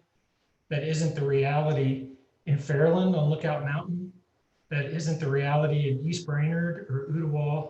And, you know, the reality is that we don't have mom and pop shops that are going to pop up, and there's going to be a little, you know, little privately owned grocery store with a residence above it. And, you know, we can show pictures of that, but the reality is if there's a need for commercial in today's day and age, that it's likely going to look something like this. It's going to have a parking lot in the front. It's going to be set back off the street. And unless you see much, much, much larger planned commercial projects, which this site, even if you captured all the other properties around it, still doesn't allow for that kind of commercial development where it might look something like Cambridge Square. You know, I think it just presents certain hurdles that are maybe hard to stomach at times because of what we've shown commercial node development could look like. But the reality is there aren't very many examples of successful commercial node developments that look like Cambridge Square. It's a rarity. It's a unicorn. It is not the norm in terms of what can be done. So I'm just curious, you know, having said what you said, I'm just curious what your thoughts are in regards to how we get there if it doesn't look like that. Mr. Chairman, I got my hand up. Well, I'll hear from Ledford and then Mr. Palmer. Sorry. Mr. Palmer, I defer to you, sir, if you'd like to finish your thought. Oh, I'd like to acknowledge the chairman's comments that it's difficult, and there's a reason why that type of development doesn't happen more often, because it's difficult to do, and you're exactly right in a lot of ways. I just wanted to point out and note that this area is relatively untouched, and the first move is critical. And I'm kind of siding with the neighbors on this, this isn't the right move at the right time. I don't know how to achieve, you know, I try to talk people into better and more visually appealing communities all the time. So yeah, that's all I got. Sure. Councilman Ledford. Thank you, Mr. Chairman. I'm going to take a little different approach. Given the last 2 to 3 months, City Council has heard a lot from the community, and I think it's extremely important that we listen. And the community has spoken in Appleton. They've spoken very strongly. I think I saw at least 500 residents of the area in some sort of fashion oppose this vision of what I call the first test, really, of this area. So I'm going to make a motion right now to deny it because I think the Appleton community deserves better. I think it deserves more conversation. I think it deserves a better vision, as stated before. And I think this is the first test that we've seen of the Area 12 plan, and it comes with a denial from the Planning Commission. Now, that's coming from an elected official who listens to constituents, and I understand where you need to understand where my view comes from. And I think that in this day and age, we need to seriously start listening more and more to our constituent and the community, and we need to offer them and give them the respect they deserve when it comes to building things in their backyards. So I do put that in form of a motion to deny. All right, we do have a motion to deny, and it has been properly seconded by Commissioner Bankston. Yes. Any discussion? All right, all in favor, please indicate by saying aye on roll call. Bailey. Bailey. Aye. Yes is to deny. Bailey said yes. Okay. Ledford. Yes. Palmer. Yes. Hyatt. Yes. Barone. Yes. Farmer. No. Lehman. No. Okay. Bankston. Yes. Coker. Al Coker. Okay, Wow, we're muted. okay. I may come back to this to close vote. Let me see here. Maybe. Yes. Okay. So Coker, you're saying yes to deny. All right. Maybe. No. Okay. Parks. Parks. Did he leave us? Looks like he has left us. I don't see him. Karen, can you confirm? I don't see him on our screen. If so, that is a 1, 2, 3, 4, 5, 6, 7-3 approving denial, recommendation to deny. All right, motion carries. I certainly appreciate the discussion. Thank you, Councilman Ledford. And thank you for all of those who participated from the community. This will go on to County Commission, and those dates will be published for follow-up. Anything else on that, John? Now, I do appreciate the thorough discussion by Planning Commission, and I want you to know we as staff also wrestled with this quite a bit, and a lot of the things you brought up, we had similar discussions on our team. So I appreciate your thoughtful consideration of it. Next case on the agenda is case 2020-0082, and it's located at 4604 and 4700 13th Avenue and 4605 and 4607 14th Avenue. This is an application to rezone from R1 residential zone to R3 residential zone, and this has a staff recommendation to approve with conditions. Karen, is anybody in opposition? We have no one signed up to speak in opposition. If the applicant, Jay Martin, is in the call or on the meeting, if he could raise his virtual hand. I do not see him at this point in time. Mr. Chairman, this is Brian. I believe applicant last week wanted to withdraw the case. I'm not sure. I told him to show up today to ask for that withdrawal, but he's not here. I'm not sure his intentions. Mr. Chair, I do not have an attendee that's raised his hand yet. So Jay Martin, if you're on the call, if you could raise your virtual hand or chat with us, please.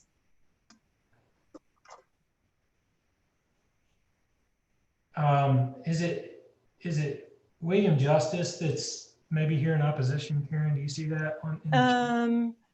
I have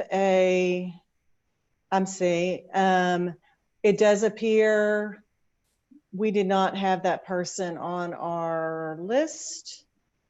Thank you. It was buried in there.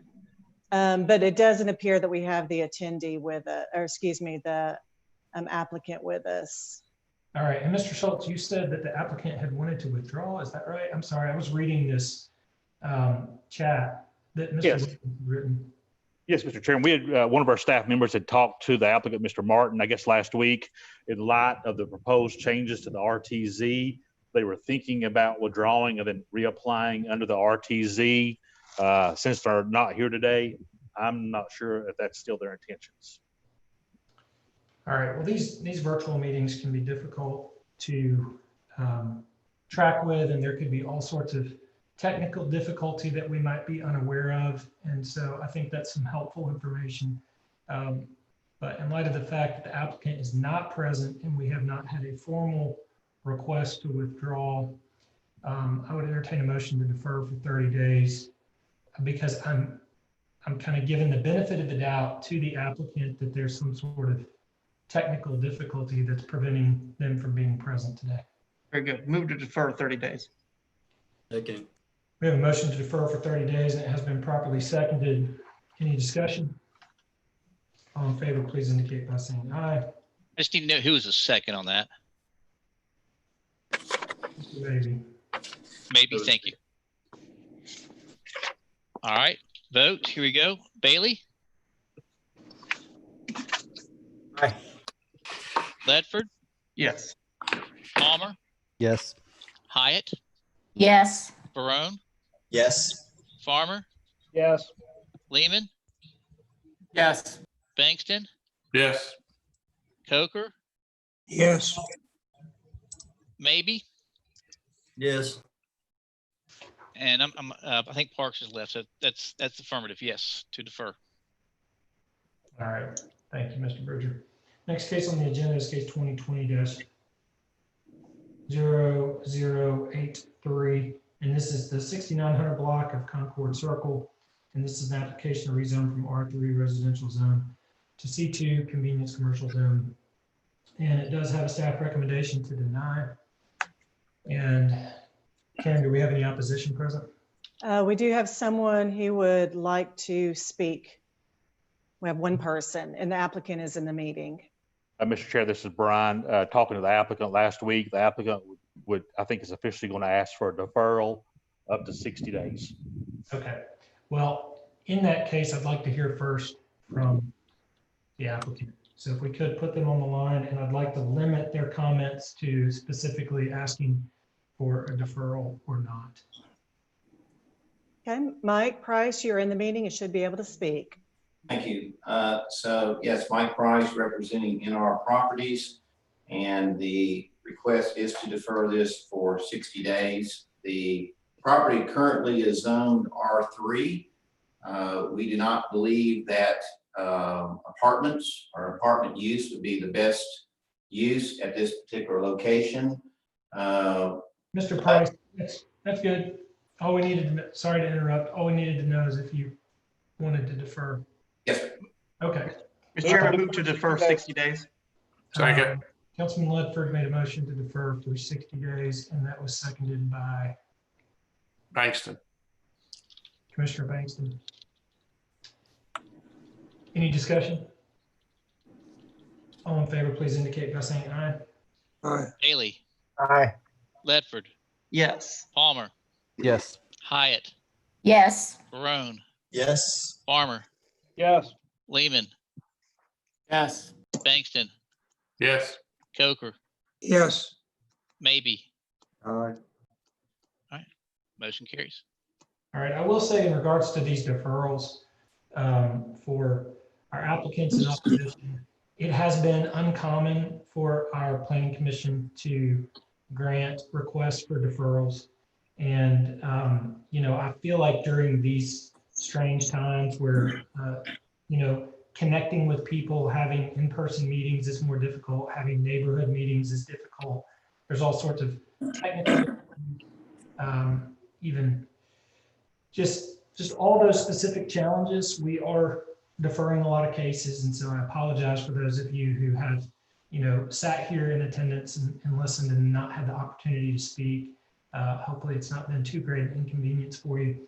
When we get back to in-person meetings, Mr. Price, we're not going to be as apt to make these deferrals. So I just want to kind of remind all of our applicants in particular that we may be very gracious in regards to deferrals today, but as soon as we're back in person, we're going to expect you to have it together and be ready so that when opposition shows up, we're not deferring these cases. So please don't think of this as some sort of precedent outside of our virtual meetings. Next case on the agenda is case 2020-0084. This is located at 10908 and 10912 East Brainerd Road. And this is the application to rezone from A1 Agricultural District to R1 Single Family Residential District. In this case, has a staff recommendation to approve. Karen, is there any opposition present? There is no one in the meeting who'd like to speak in opposition. All right. And I don't know that we need to hear from the applicant. Is the applicant present? Mr. Chairman, we do have proposed conditions for case 84 by the applicant. I have them on the screen. But staff recommends to approve. We recommend to approve without any conditions, but the applicant did supply conditions. Move to approve. If I might, Mr. Chairman, before that motion goes through, there should be 10 conditions. I only see 5 on the screen.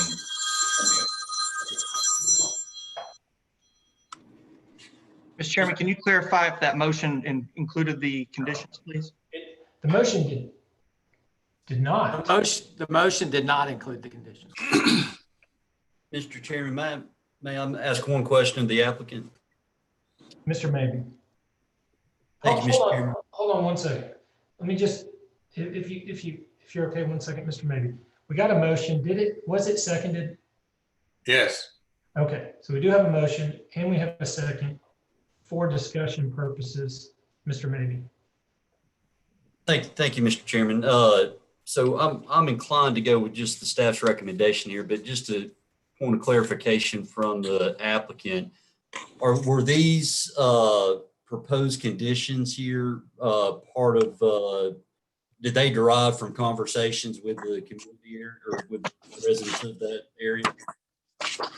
So yes, sir, Mr. Maybe, that the meeting that was held for the case previously heard there for the Dollar General, we also were at that same meeting and had a chance to talk with several residents, and we had those conditions were put together. Now, number 10 also came out of that meeting, and if staff wants to, or excuse me, if the commission wants to strike number 9, I understand the previous 9, however, were items that were discussed in some part or in whole with the residents of the area.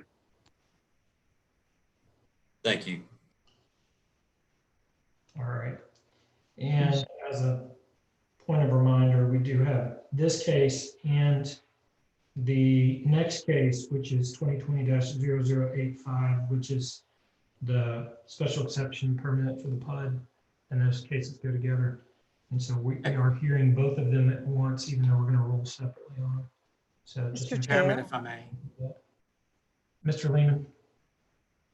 I was only going to offer that I'll make a statement relative to motions, to conditions, and then I will amend my motion if appropriate.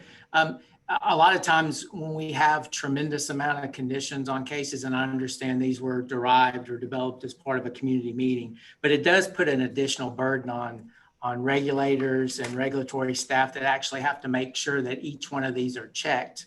And if they're not checked appropriately, then it ends up being either an expectation that the community had or become some type of legal issue relative to making sure all the conditions. So I'll only offer this, and I do understand nuisance or conditions to alleviate nuisances, and I do understand the value in having conditions when we have community meetings. But I will just only make a statement from a staff perspective. It does, when it's an A1 to an R1, which is a fairly standard rezoning, just to allow single family, which can be in an A1, but does add some more restrictions. I'm generally in favor of going to just an A1 to an R1 without conditions, and then letting the permit process take care of any other the issues. But I will amend my motion if needed for conditions developed by the community meeting 1 through 9 on this case. I made the second, and I include the conditions as well. All right, so we have a motion. Question. Amended motion. Question. Approve, including the conditions 1 through 9, and that was properly seconded. Councilman Ledford. Yeah, thank you. And thank you, Mr. Lehman, for that. I figured that's where you were going. Given my role over here in the city, I completely understand. Can we talk real quickly about condition number 10? Because that seems to be the third time today that we've. Currently, Councilman Ledford, it's excluded from this motion. It's excluded? Okay, thank you for that clarification. That was it. Thank you. Mr. Chairman, I have a quick comment if I can. Mr. Megan. I would just like to concur with Councilman Ledford there on Todd's comments. And I agree, especially in these situations where it's A1 to R1, that does seem to be a little bit of an overkill with these amount of conditions. I'm still in the planning commission. So, but I guess the reason I think that it's probably appropriate in this case is I think there's a potential that there would have been opposition in this meeting had those conditions not been agreed to on the front hand. So, but I just wanted to let you know, I think that is correct, and we should try to avoid it when possible because of those reasons. Right. Thank you. So we do have a motion. It has been properly seconded. We'd have had some discussion in regards to that. My understanding is that we may have somebody here that wishes to speak in opposition. Is that right, Karen? We do have someone who wants to speak in opposition to 85 and perhaps was unclear that 84 was connected to the same case, to the same property. So I think we would be well advised to go ahead and hear the opposition. And we are currently on 84, just for the record. So the motion that has been made in regards to the rezoning, not the PUD, but we'll go ahead and hear from the opposition. Okay. Tara Vaughn, I brought you into the meeting. You should be able to speak. Hi, I was unaware that 84 was connected to 85. We're questioning, we live across the street and we're questioning the rezoning. What's the benefit of the rezoning and how many homes are actually going to be there? All right. Why don't you go ahead and make all of your comments and ask all of your questions, and then we'll cover those all at once so that we don't go back and forth between you and the applicant and staff and the planning commission. It'll just keep it a little bit cleaner. So if you don't mind, just go ahead and go through everything you've got. And then if you've got any other questions, we want to make sure we hear them. And then we'll respond to them after you're finished.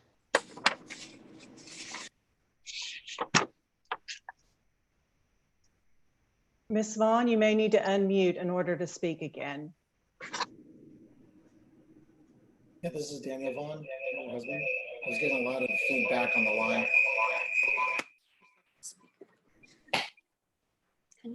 Can you speak? Sometimes if you've got a computer in the room, you need to mute the computer in the room, or if you've got more than one computer in the room, yeah, it can cause that feedback. But anyway, the A1 to R1 zoning, from what I understand on the definition, is that it's a 7,500 square foot minimum. And from what I've heard from the other members is that it's 5 residence units per acre. From what I had seen on the development itself, it appeared that there were row home models in the middle of the development. Just a comment. So I was curious if that fits within the 5 homes per acre. The thing I have about the water retention pond, and my question revolves around our property is right across the street, 10905. And the when they built East Brainerd Road up, it's approximately 30 feet higher than our property itself with drainage. As it is now, we receive water runoff from Prairie Pass Road. I'm sorry, not Prairie Pass Road, but Prospect Church Road, along with East Brainerd Road. And during heavy rains, it floods our front yard. What I'm curious is that with the increase in concrete across the road, where's that drainage go to? And if it does go underneath the road to our property, then what is in the works to possibly fix that drainage issue? All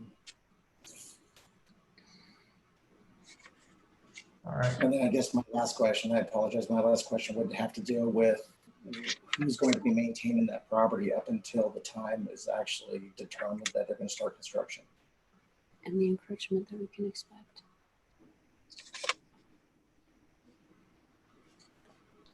All right, thank you. Mr. Price?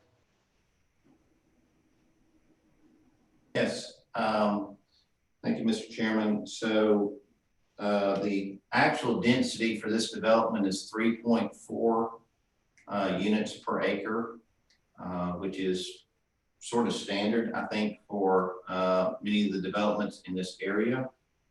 With regards to stormwater runoff, our current plan does call for 3 detention ponds, and I'm very familiar with the drainage in this area, having living in Appleton now for almost 8 years. So I'm very familiar with runoff, and there should not be any increases on any of the adjoining properties.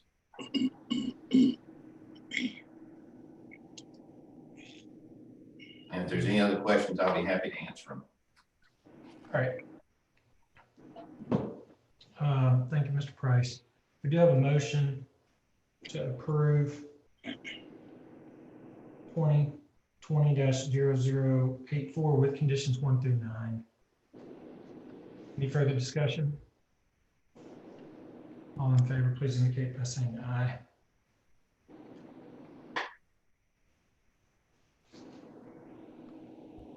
Mr. Bridger, you're muted. Thank you. Thank you. Bailey? Aye. Ledford? Yes. Palmer? Yes. Hyatt? Yes. Barone? Yes. Farmer? Yes. Lehman? Yes. Bankston? Yes. Coker? Maybe? Aye. I think that's it. I think Parks is left, so motion carries. All right, thank you, Mr. Bridger. And on the next case, in regards to case 2020-0085, which is a special exceptions permit, what's the will of the commission? Move to approve. Second. We have a motion to approve, and it has been properly seconded. Any discussion?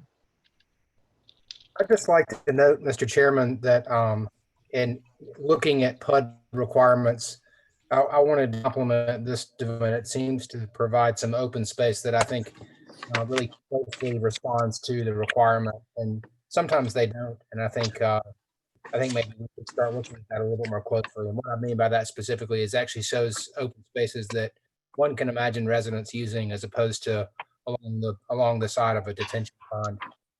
So I just wanted to note that I noticed that, and I do think that's an important part of the PUD requirement. Great point.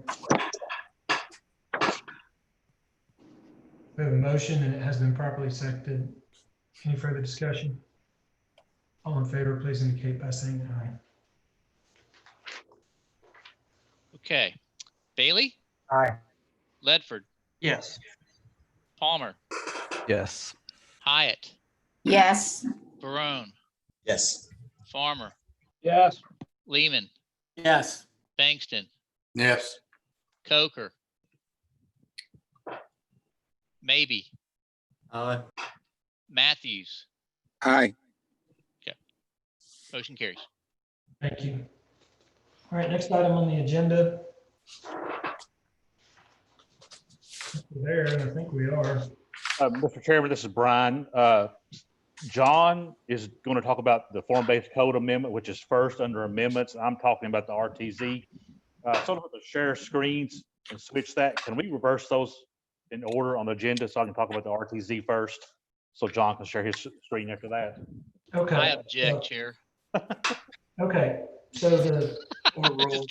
the next Overruled. the next item we're going to cover is a resolution to amend the Chattanooga City Code Part 2, Chapter 38 zoning, Article 5 zoning regulations, Divisions 5 RTZ residential townhouse lot line zone by amending maximum density requirements for areas inside the urban overlay zone. Mr. Schultz. Yes, thanks. I'll go through this and feel free to stop me if you have any questions, but Planning Commission, you asked staff to look at RTZ and doing away with or at least increasing the maximum permitted density in RTZ zone. We've done that and we got a quick turnaround. We did not do a long study, but we did look at a few things. So we'll go through this sort of quickly. Just recently, Planning Commission recommended to approve the historic River to Ridge Area 3 plan, which recommends future development patterns around place types. Place types reflect urban qualities and development patterns that define our urban neighborhoods. And one of those place types is the urban residential place type. That place type defined a traditional neighborhood development pattern that includes a range of housing types with single family detached. It also allowed 2 to 4 dwelling units per lot being the primary uses in that place type. So this is what that place type looks like. Again, the development form of that place type was lot sizes vary, typically not more than 50 foot wide. You have varying setbacks, typically from 10 to 25 foot on the front.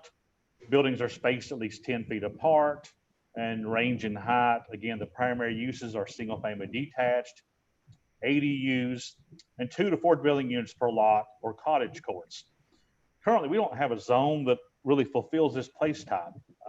That's why some developers have been relying on UGC or C3 to fulfill a certain place type. One of the things that the planning agency staff is working on or developing is 3 new urban residential tools or zones that would provide flexibility in terms of uses permitted and the development standards. We're working on those as we speak. Another thing to keep in mind, the City Council recently approved funding to hire a consultant group to assess the City of Chattanooga zoning regulations. As part of this assessment, those consultants will review and provide guidance on a framework of our standards that should be addressed in our proposed 3 urban residential zones. So those are not going to be adopted anytime soon, probably next 6-7 months, hopefully sooner. But what we're wanting to do now is do sort of a quick fix, if you will, to fix the RTZ zone to allow development to occur while we work on the urban residential zones, and then come back. And once those tools are adopted, re-amend the RTZ. So one of the problems with RTZ is, it has a maximum permitted density of 12 dwelling units per acre inside the urban overlay. Again, this has led to developers seeking UGC or C3 zones as the default urban zoning tool as the only option to provide flexibility in the development standards. Those zones sometimes cause conflict in the neighborhoods, not necessarily in the standards, but some of the proposed uses in those zones. They're more commercial oriented, more commercial related uses. So that does conflict at times. Staff is not opposed to the request. It's just the zone is the only tool we have available to fulfill that development proposal. So that is one of the hurdles we overcome. So again, the intent of this amendment is to remove the maximum permitted density, but establish minimum lot size requirements to allow moderate to higher density residential development, more in line with the urban edge residential attached zone, which is a form-based code. Also, the intent of this amendment is to permit up to 4 single-family detached dwellings on one lot located inside the urban overlay. It's important to keep in mind that this development type would only be supported for the historic River to Ridge Area 3 plan as a place type designation of urban residential.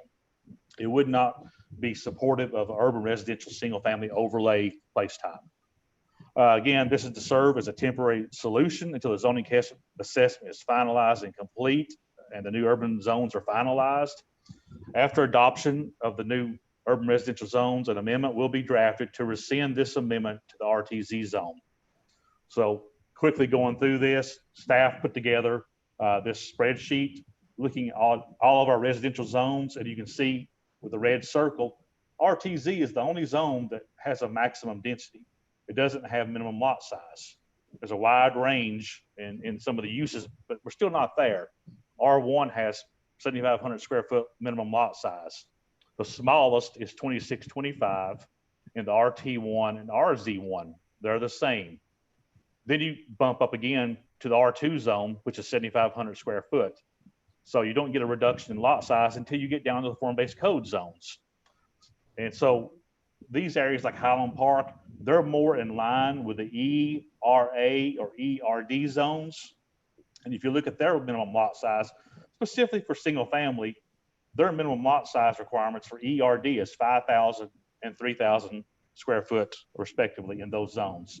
So you can see, really not sure why or what the intent was behind the RTZ to have a maximum density of 12. Again, it has caused problems.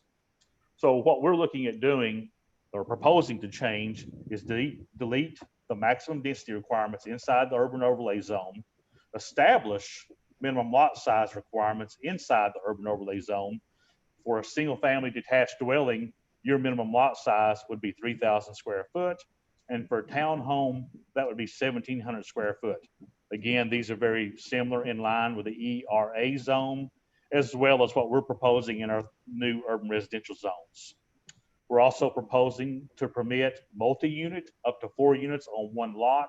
Again, this would be only inside the urban overlay. You have to have a place type designation, such as urban residential, the urban residential single family place type. This type of use would not be permitted or supported. To do 4 units on one lot, we're establishing a minimum lot size of 7,500 square foot and a minimum lot frontage of 75 feet. So looking at previous RTZ cases, we've had several. So on this screenshot in the middle, highlighted in blue, these are the cases since 2016, the requested RTZ, and that's the proposed density. For the most part, all of them have been under 12 dwelling units per acre. We did have one in 2018 on Guild Street. That was 19 dwelling units per acre. And of course, we've had recently past 2 months, we had 2 cases that were at 12.5, and then one was for UGC request because the RTZ request at that location was 20 dwelling units per acre. So you can see we've been in line mostly with what the density requirements are. So speaking of that, this case here, case 45, that's one of the old business cases we reviewed today. One of the issues of that case was a maximum density requirement of the RTZ zone is 12 dwelling units per acre. Based on this proposed lot size of the applicant, they were at 12.5, which exceeds that density. If this proposal is approved, it establishes a minimum lot size of 3,000 square foot per lot. One of the issues that we talked about this morning, as well as with the applicant, depending on how she draws the proposed lot line, there may be a setback issue or a potential lot size issue. But that's a variance that would come in front of the Planning Commission as part of the subdivision process. This next case was heard in July. Again, that was a request to rezone from R1 to RTZ for 2 dwelling units. That proposed density was 12.5. So they would need either a variance from BOZA, or if this amendment goes through, it's no longer an issue. There could be an issue with lot size, depending on how the applicant draws this. But again, that would be a variance in front of the Planning Commission as part of a subdivision process. And then finally, this is the request last month to go from RTZ to UGC. The proposed on this one, he wanted this density, if it went to RTZ, was 20 dwelling units per acre. Therefore, it exceeded the density. If the RTZ amendment is changed to 3,000 square foot, the applicant in this case can get 3 lots instead of 4. The other option, which is not available now, you could do the 4 units on one lot and do the HPR, which the applicant has enough square footage to do that. So staff is recommending these 3 options as part of this amendment. remove the density requirement, establish minimum lot sizes, and allow up to 4 units on one lot in the urban overlay in the RTZ zone. And with that, I'll take any questions that PC members may have. Thank you, Mr. Schultz. Mr. Chairman, I guess I have another question for staff. Go ahead. Thank you. Just for clarification standpoint, so this applies to the entire urban overlay zone, is that correct? Yes. Okay. Now, where you refer to place type designation, so are you saying that it would only be permitted if it's currently in the zoning plan as designated as that place type? Correct, for the 4 units on one lot.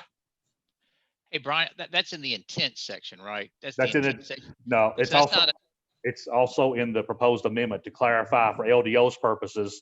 If it's in place type, it doesn't have that designation, you could not do up to 4 units per lot. I got you for the multi-unit piece. Yes. Have we done that before? Where in the zoning code we reference a requirement or a description of an area plan? We have not, that I'm aware of. The problem, one of the issues of changing this to allow up to 4 units on one lot, if you allow that by right, once you rezone to RTZ inside the urban overlay and you have the minimum lot size, that's open and available to anyone to use. The area plans, John, correct me if I'm wrong, some of these areas that had an urban overlay, urban residential with a single family overlay. The intent of that was to produce lots or development patterns that were consistent and compatible with that block pattern. So if you allow 4 units on one lot, that would not be consistent in these areas. Does that capture that, John? If I'm saying that correctly? Yeah, I think the key there, I think your caution there, Brian, is as it relates to some of the, as you know, whatever zoning change we do applies to existing map properties that are already zoned RTZ. That's correct. And so I think we're just being careful about, Brian, you may just give a general, just if you can describe it, you do how many, do you have any sense of estimate how many properties are already zoned RTZ and the overlay? And the urban overlay, although it's on the screen here. There's just maybe, I'm guessing anywhere from 20 and 25. I don't have an exact number off the top of my head. And Mr. Schultz, those are vacant, undeveloped RTZ zone properties? Or They're probably developed now because some of these go back to 2016. So some of these probably have been developed. This is every zoning case we've had for RTZ. Okay. And you can see it's like the second column from the blue. That was the minimum lot size of those lots that requested rezoning. You see those are anywhere from a small of 3,600 square foot up to 5,000 square foot. And so there's a wide range. So again, we use the RA as our sort of standard where we came up with 3,000. And then if you look at the ERA, that 7,500 is exactly what the ERA allows. And it allows up to 4 dwelling units, which equals a density of 24 dwelling units per acre. The 3,000 square foot minimum equates to density of about 14.5.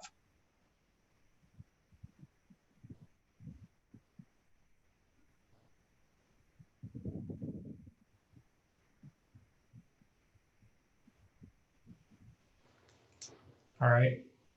Well, I'll chime in. I think this is some great work by staff in really short order.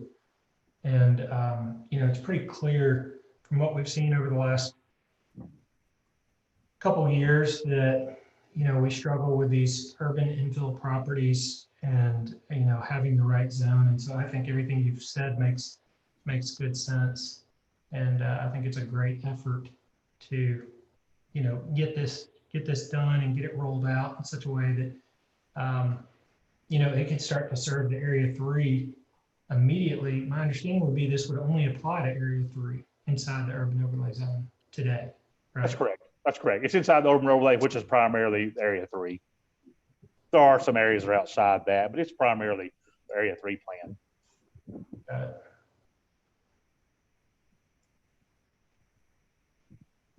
Mr. Chairman, if I can make another comment. Okay, so we've got Mr. Mabey and then Mr. Bailey.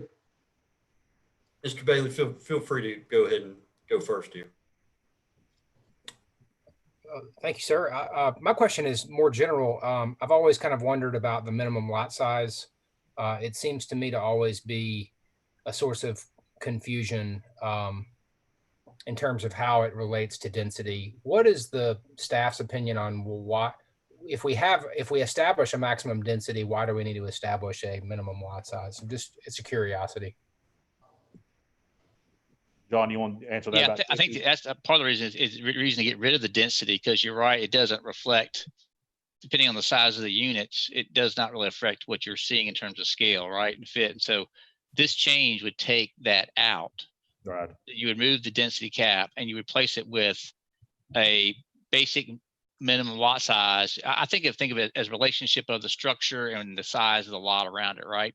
And you can have a lot of, and what we're suggesting as an amendment, you can have up to 4 units on one lot. Now we do note, and it's something y'all might want to discuss, we do have a larger minimum lot size for a single family residence. And then if you go, or a certain size for single family residence, then if you go up to a 4 units, a different lot size requirement. And again, we built that off of the ERA zones, since it's something we've been working with for quite a while through the LDO office, the form-based code. So we use that same concept to kind of establish, here's your minimum lot size for single family, here's your minimum lot size for a multi-unit type development. For example, on this screen here, the density can be misleading. This is the case just approved today. That density is 12.5, but reality, it's only 2 dwelling units. So I think establishing minimum lot size does help that, remove some of that misconception. Thank you. Thank you, Mr. Mabey.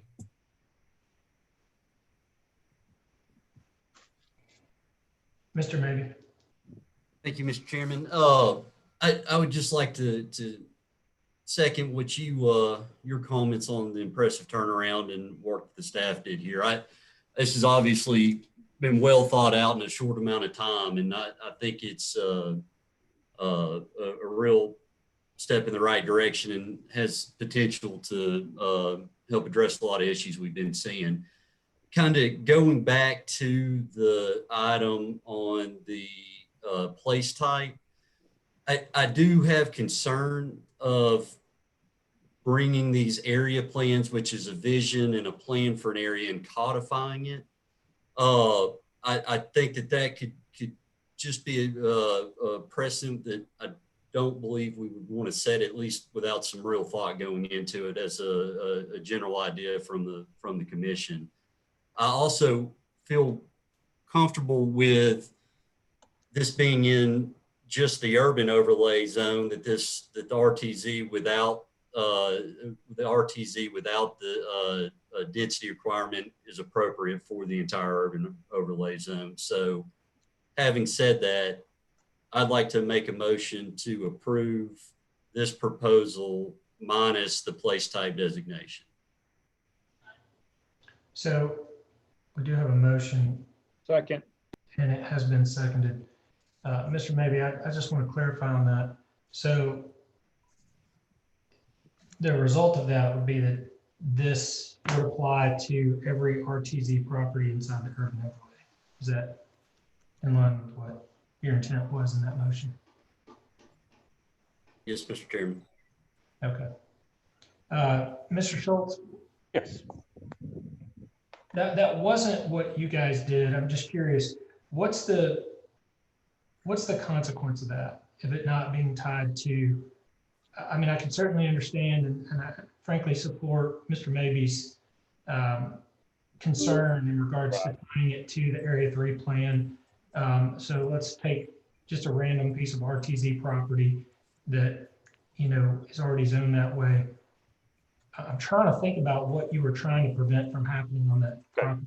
Let's go on this lot here. Maybe I can try to explain it best I can. If this property here, case 45, which just was approved today, and it was a vacant piece of property, and she wanted to subdivide it or do them up to 4 units, and say it's rezoned to RTZ, she could do 4 units as long as she meets the minimum lot size. But you have an area plan that may classify this as urban residential single family only, which was saying basically to keep the similar compatibility, similar character and lot size and scale of the block. Well, by looking at this block here, these are our single family on one lot. All of a sudden you have this block on the corner that now has 4 single family detached on one lot. That does change the character and feel of that block, which went through a public hearing process. We did discuss that, what was the ramifications of allowing up to 4 units on one lot. Our initial response was to not add that at this point, just simply change the minimum lot size until we got our new urban residential zones in place. It could be a change for some of our neighborhoods, which recently just went through a planning process, who know the place types.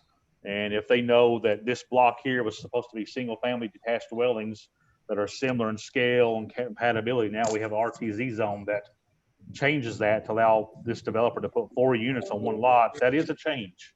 Hey, Brian, I got a thought. What if we flipped it? What if we said that it would not be appropriate to have the multifamily residential in the urban residential single family overlay? That's where the problem is, right? So if instead of saying, see where I'm going, I'm going to get some for planning to chew on. So I think with the risk commissioners, I think what Brian's getting at is we have some areas that have been rezoned to RTZ that have also had a policy update that are recommending urban residential single family overlay only. And so they've been rezoned. Remember, sometimes we would approve those RTZ zones subject to single family detached only. I don't know if you remember that, or certain.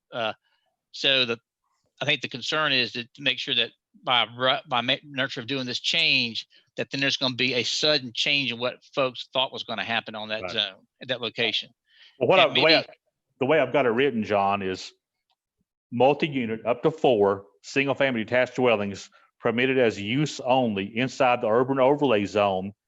It doesn't mention the place types. It says see the intent statement. When you see the intent statement, that's sort of when it talks about the different place type designations. So it's not necessarily in the code itself. It's in the intent statement. That's what I thought. I thought it was in the intent statement. It's an intent statement. Well, then we also prohibit it outside the urban overlay zone. That's an addition.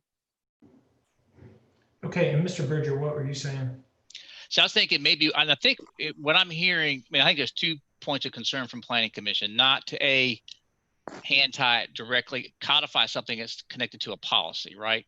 Where the 2 are almost kind of become interchangeable. The other thing I'm hearing is, make sure I'm understanding correctly, is you would like to have this option to do multi-unit, that 4-unit option in areas that are not just in this urban residential place type, let's say somewhere in South Side, right?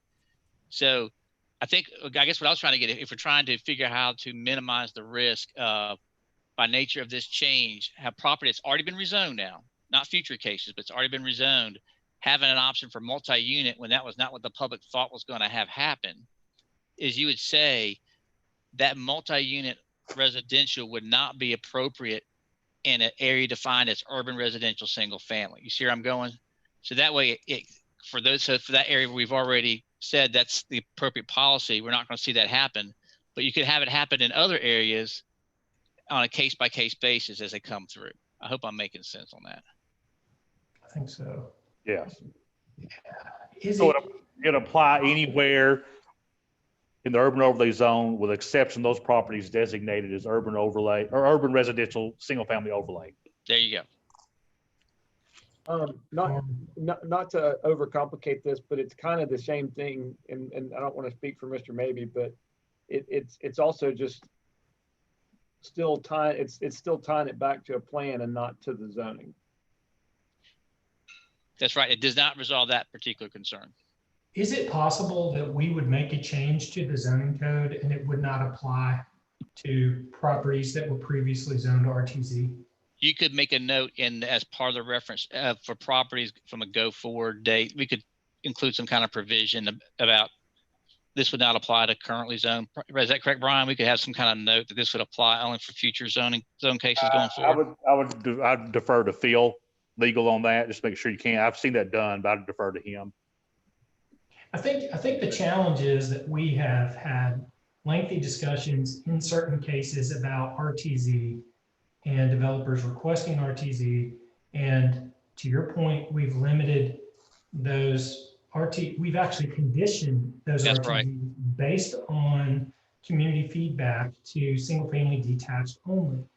What this would do is allow each one of those lots to be a multiplex up to 4 units. And that could have a significant impact on those communities that came to Planning Commission and spoke up in opposition to attached. At the time, the multi-unit wasn't even on the table, but they were showing up in opposition to attached product. And so, the challenge is that what we needed is a new zone, and getting a new zone is a lengthy, time-consuming process. What this could do, if we were able to modify RTZ moving forward, is that when we're considering RTZ in the future, we would have knowledge of the fact that up to 4 units per lot is an option, right? So if it were possible to pick a date and go forward with that, then all of our future zoning cases that are for RTZ would be, a little bit different in that we would know townhouses are an option, multi-unit buildings are an option, or single-family homes are an option, all inside of RTZ up to 4 units per lot. So I think we could do that. I'm pretty sure we'll check with the city attorney, but Karen, if you feel strongly different, let me know, Rennick. But I think we could do that. We just have to have a reference date. You could do it the date of second reading of city council adoption. That's the trigger date. Anything after that, however you word it. But you can planning commission can make a motion, approve, subject to that, I guess, amendment being put in. So it would be like replacing the place type limit with a more time clock limit. This applies only to new cases moving forward as of whatever date we establish. Is that overly complicated for the development community or the land development office to know the date of the rezoning? It does get a little complicated, but I think we got to remember that this is a fix to hold us over until we get a better zone tool. Ask a question. So then I could, if I was zoned RTZ, I would get rezoned RTZ if I wanted to take advantage of this. That's right. That's right. So I'd be rezoning old RTZ to new RTZ. And going back through the public hearing process. Yes. So it'd be from RTZ to RTZ, understanding I'm trying to trigger the new date. Yes. So this wouldn't affect if we did it that way, it wouldn't adversely affect any RTZ property that we've already zoned RTZ. It wouldn't be tied to an area plan, and it would be on a case-by-case basis moving forward. Correct. All right. We do have a motion, and it has been seconded on the table. Mr. Chairman, I'm open to amending my my motion to make it for just newly zoned RTZ. Just so before I do that officially, I'd like to get a feel for, it was mentioned that if we rezoned RTZ in the past and we had a condition it was single family residential or detached, single family detached, this would not change the fact that you could only do single family detached, would it? No, it would not. Those conditions still would apply. So having said, I think that we're talking about a very small number of places this could potentially have, if any, could have a detrimental effect. But I believe out of an abundance of caution, since, as John mentioned, this is kind of a stopgap till we get a more updated zoning tool. I would like to amend my motion to make it for only newly rezoned RTZ properties. With the understanding that staff comes up with some kind of date, I guess, after city council approval, probably. I think, like you said, second reading or whenever formally approved by city council. Okay. We'll work on some kind of language on that. I like that. All right, we do have an amended motion. Was that seconded? That was me. I approve. Okay. We have an amended motion and it has been properly seconded. And sorry, one more question. Mr. Bridger, can you go back to the lot size again? Yes, sir. Okay, so I think, yeah, go ahead. So up to 4 units, on lots that are greater than 7,500 square feet. And if it's less than 7,500 square feet, it's how many units per lot?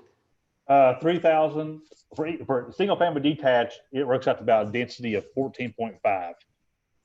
That's a lot size of 3,000 square foot. If you do up to 4 on one lot, that roughly equals, I don't know, 1,875 per unit. Okay, so the only options are you're over 7,500 square feet and you got 4 units per lot. Right. If you're under 7,500 square feet, you're 1 unit detached, right? That's correct. Correct. And that's very similar to the ERA and the designations. Okay, so I was just running the numbers to make sure that all of my neighbors who live in RTZ can't turn their houses into quadplexes. So they cannot, not without buying my house and tearing it down and combining them, then we could have a quadplex. So I think this is good. I live in RTZ, and years ago, we rezoned the property as RTZ, but we have 5,000 square foot lots all the way down the street. Right. And so, you know, even if one of those were to disappear, it couldn't come back as a quadplex. I feel pretty good about where we're at on this. Like that. Yeah. Any other discussion? All in favor, please indicate by saying aye. Okay. Bailey? Aye. Ledford? Yes. Palmer? Yes. Hyatt? Yes. Barone? Is he still here, Barone? Okay. Farmer? Yes. Lehman? Yes. Bankston? Bankston may have left the meeting. Okay. Coker? Yes. Maybe? Aye. Matthews, is he still here? I think he may have left. Okay, but it passes. All right, next item on the agenda is a resolution to amend Chattanooga City Code Part 2, Chapter 38, zoning article. I don't do my Roman numerals that well. Sorry. Downtown Chattanooga form-based code relative to recommended improvements based on a 1-year review. 16. Mr. Bridger. Yes, it's a lengthy list. And I won't, unless you need me to go over all of them, I do make a couple quick highlights. Just note that I think when you make your, I know that maybe some items that you may or may not recommend. What I would suggest, item number 8, which is was a placeholder for some language for the bend, is no longer valid, and it's item number 28 is the new updated language. So just note that definitely item number 8 needs to come out. I'd be happy to give you an overview of those if you need it. Because remember, I kind of submitted this, kind of provided an overview at last month's meeting. So I've served the will of the commission. I'd be happy to spend 3 minutes giving a quick run through if you need me to, or if you're ready to make a motion, I'll entertain that as well. All right, Mr. Bridger, I do have one quick question. We had discussion previously about a change that would require a certain amount of pervious surface on a lot. Yes. What was that? That was item number, give me a second. I'll get you there. Just give me a second. That is item number 26. I guess I'll share my screen so y'all can see that. And then one other question, and this is Brian's fault. Did I just see that RTZ allows for a 16-foot lot, and ERA3 only allows for a 20-foot wide lot frontage? Did I just see that? Brian? RTZ is more per. Yes, that is correct.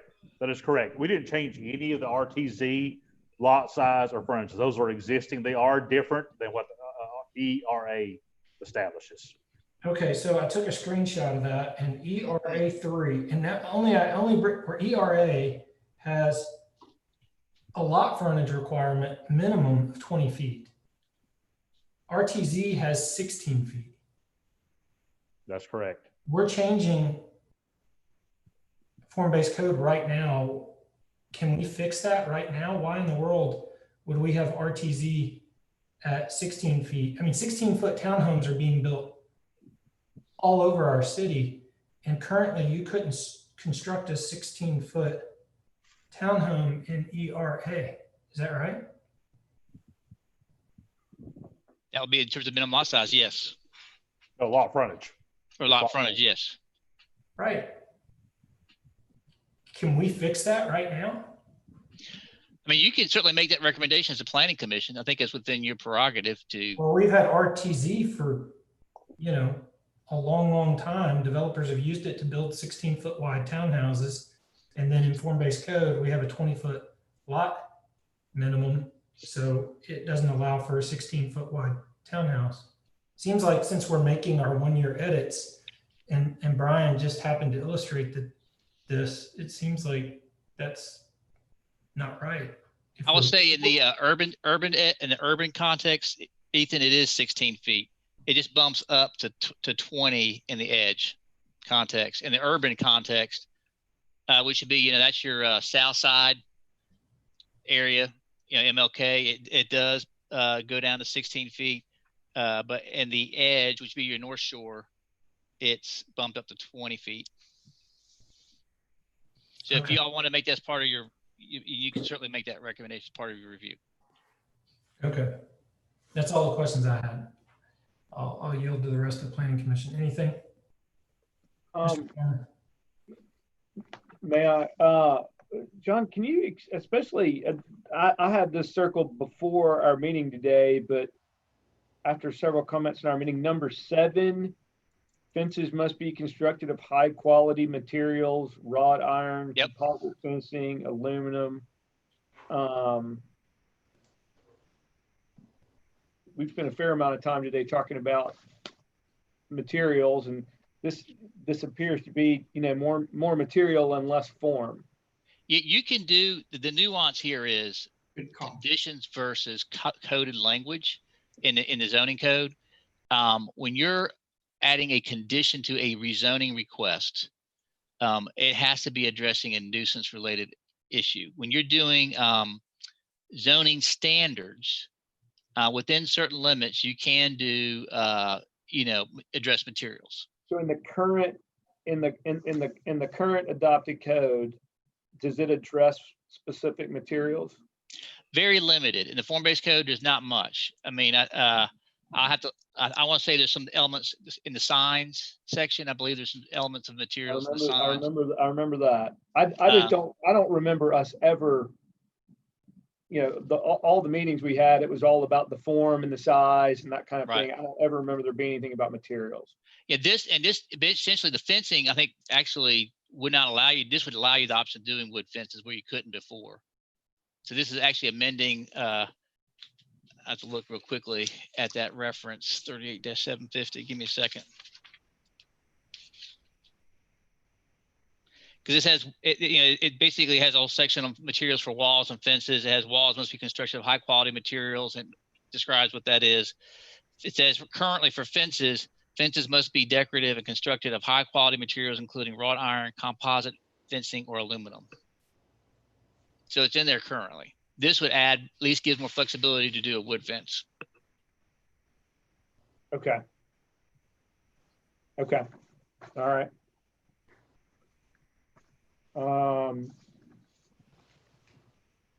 And I can't find it, but there was originally, I think it was number 27, but it was, I thought it was written differently on the last document that we had. That's your soil volume? Yes. Let me jump to the actual text. This is it right here. I've got it on the screen. If you, yeah, so this is new, requiring soil volume. Yeah, there, but well, and before it was kind of like a minimum area, and they're kind of it did go up some, and the idea was but while it's wider, we're allowing people to actually go underneath the parking lot to meet it, as opposed to before it had to be just strictly surface area. That, at least that's what my understanding is from the LDO. Okay, those are my questions. Thank you.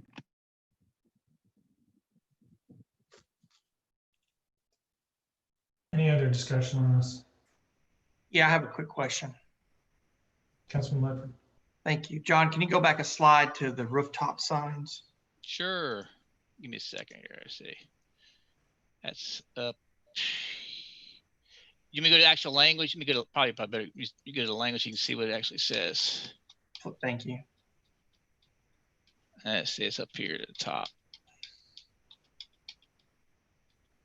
Right here it is. Yes, right here. Right. So recently we were faced with the option of a moratorium on signage, if you remember, and we elected not to do that. I think we worked around it. So right. Can you brief me a little bit about Sure. how this might come into that conversation? Sure. I think that relates to anything that addresses the content of a sign. This does not deal with content. It just relates to the type, and it provides that flexibility. You know, if you got somebody in a tall building, a major employer is wanting to do a, you know, there's already an allowance to do what's called a skyline sign, which is right below the roof parapet. This will allow you the possibility of doing a sign on top of the building. But you would do it, it has to be approved through the Form-Based Code Committee. It has to be a building at least 10 stories tall. So there's a review process that gives it as an option for folks to consider as a way of kind of looking at how you want to brand a building per se. Okay. And if there's any appeals to be made, who does that go to? It goes to the Form-Based Code Committee. So if that gets appealed, it goes to City Council. Thank you. All right. That was my question. And then, Mr. Bridger. Yes, sir. One of those changes was to eliminate the need for revisiting or text amendment changes annually. That's correct. Why? This seems to be working so well. I mean, it is difficult and it's tying up quite a bit of time right now. I'm sure it takes some staff time, but Form-Based Code was it 1,800 properties in the city all at once? Well, I think the difference would be is we would do this ongoing. So instead of waiting, you know, try to really amend it like we do the rest of the zoning code as we need to. So instead of waiting, I think part of the, I mean, I think you're right in a sense that it's good to have a regular review and not wait 5 years, right? But the concern is if you do it on an annual cycle, you end up getting like 20 or 30 something edits, and then it's kind of hard to understand exactly what all the changes are. And this way it gives you opportunity to scrutinize it more. Every time we bring a change, you know, you'll see it and we'll do it as we see a need instead of waiting for a year to make a change. What number is that, John? That is number, give me 1 second. 11.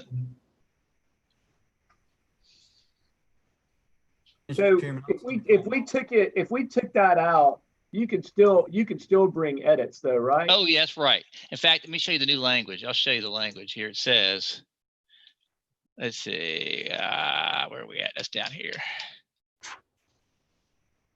Ongoing updates. City staff will regularly review the provisions of this article and make recommended text amendments throughout each year. So, but if we left or we modified 11 and I really like the fact that we do this every year. I think we've gotten a lot of benefit out of that, and you know, it kind of forces the process a little bit, you know. Okay. So if you were if I was gonna amend 11, you see, at a minimum each year, modification should be. So the idea is maybe if you could submit it sooner than a year, but no longer. Is that what you're thinking? Yeah, that we would at a minimum we would have this 1 year process every year.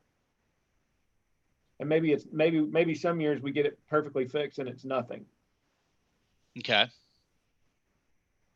That was one that I was going to ask about as well. So just to make sure I understand it, currently though, there's nothing prohibiting us from doing changes throughout the year. Is that correct? I would say, although we typically hold off because we know we have this coming every year. And so typically what we've done is you wait for the next cycle, and then you do a survey, and then you do a, so we're trying to get the habit of, hey, if we see a problem, let's fix it. This is what happened. I mean, we had a bunch stack up. The LDO was sending to us that we were waiting for this annual review. And it'd be good to kind of go ahead and move these through. So what I would recommend, I mean, I know you're thinking about what you want to do. I would recommend that we do something that doesn't prohibit us from doing this on an as-needed basis. Okay, I've got an idea. What I'd like to do is, Mr. Bridger, can you go back to, stay on that? Yep. And can you scroll up to item 1? Okay.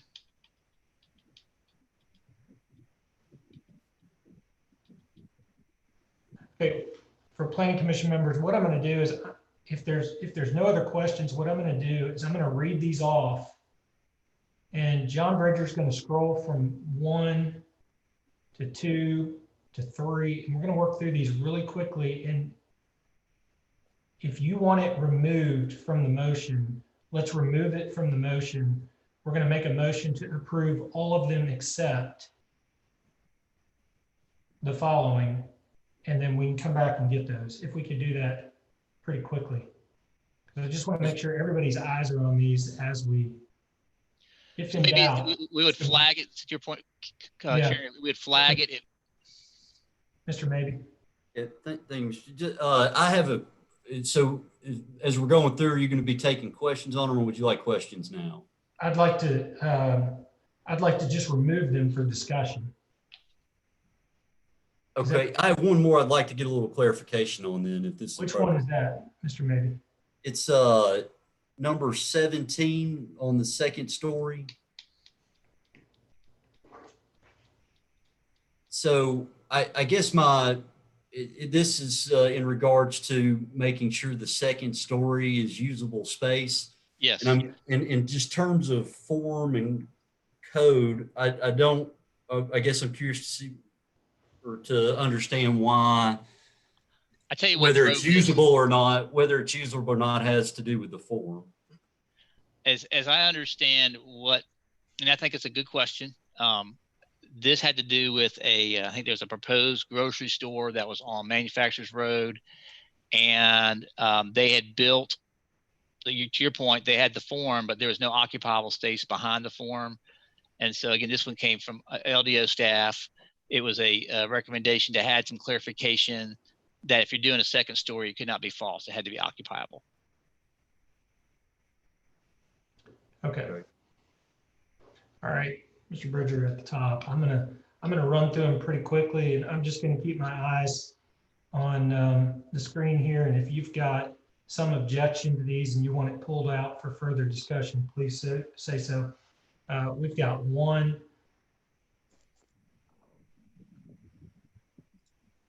Okay. 2,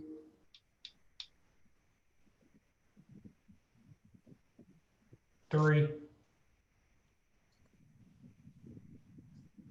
4,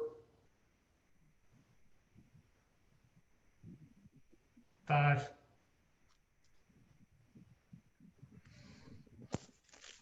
6, 7,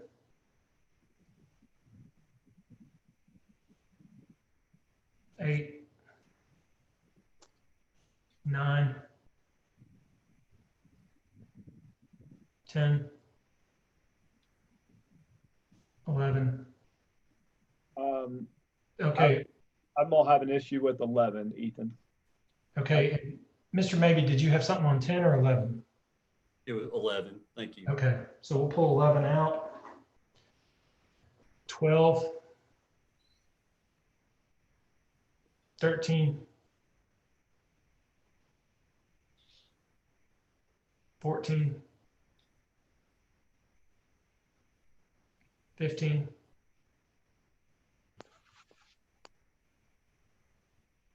16, 17,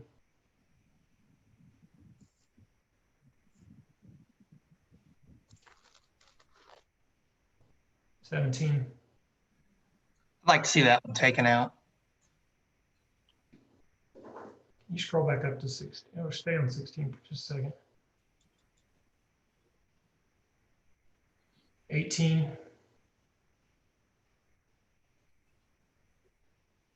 Mr. 19.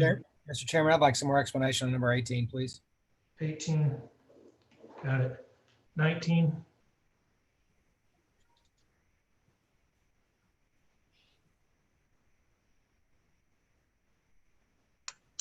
19 is just a misspelled word, by the way. It was called steeps, was steps. Okay. 20. 21. 22. 23. 24. 25. 26. Pull 26 out, please. 27. 28.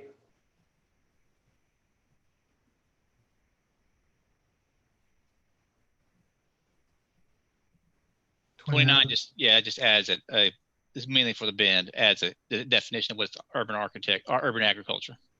All right, I'd entertain a motion to approve everything except 11, 17, 18, and 26. Can you repeat those again, please? 11, 17, 18, and 26. Thank you, Chairman.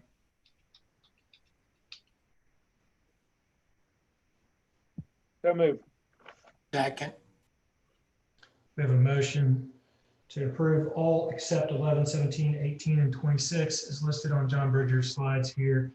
And that was properly seconded. Any discussion? All in favor, please indicate by saying aye. Bailey? Aye. Ledford? Yes. Palmer? Yes. Hyatt? Yes.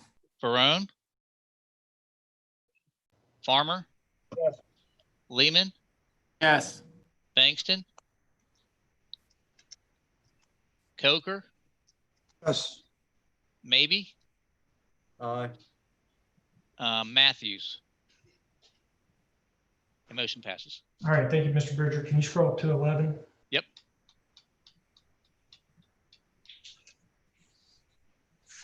What's the will of the commission, Mr. Farmer?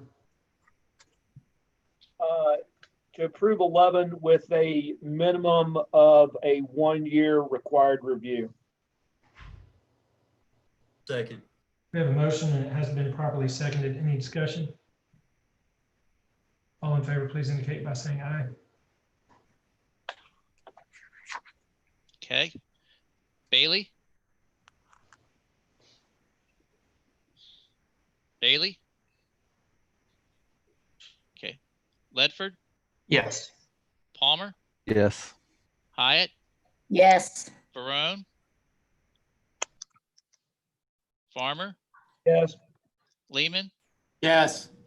Bankston? Coker? Yes. Maybe? Yes. And Matthews. Motion carries. Thank you, Mr. Bridger. Can you go to 17? Yep.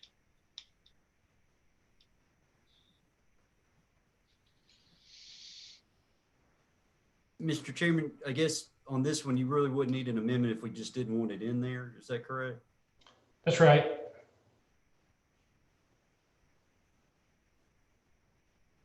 I'll ask what the will of the commission is. If there's no motion, we'll move on.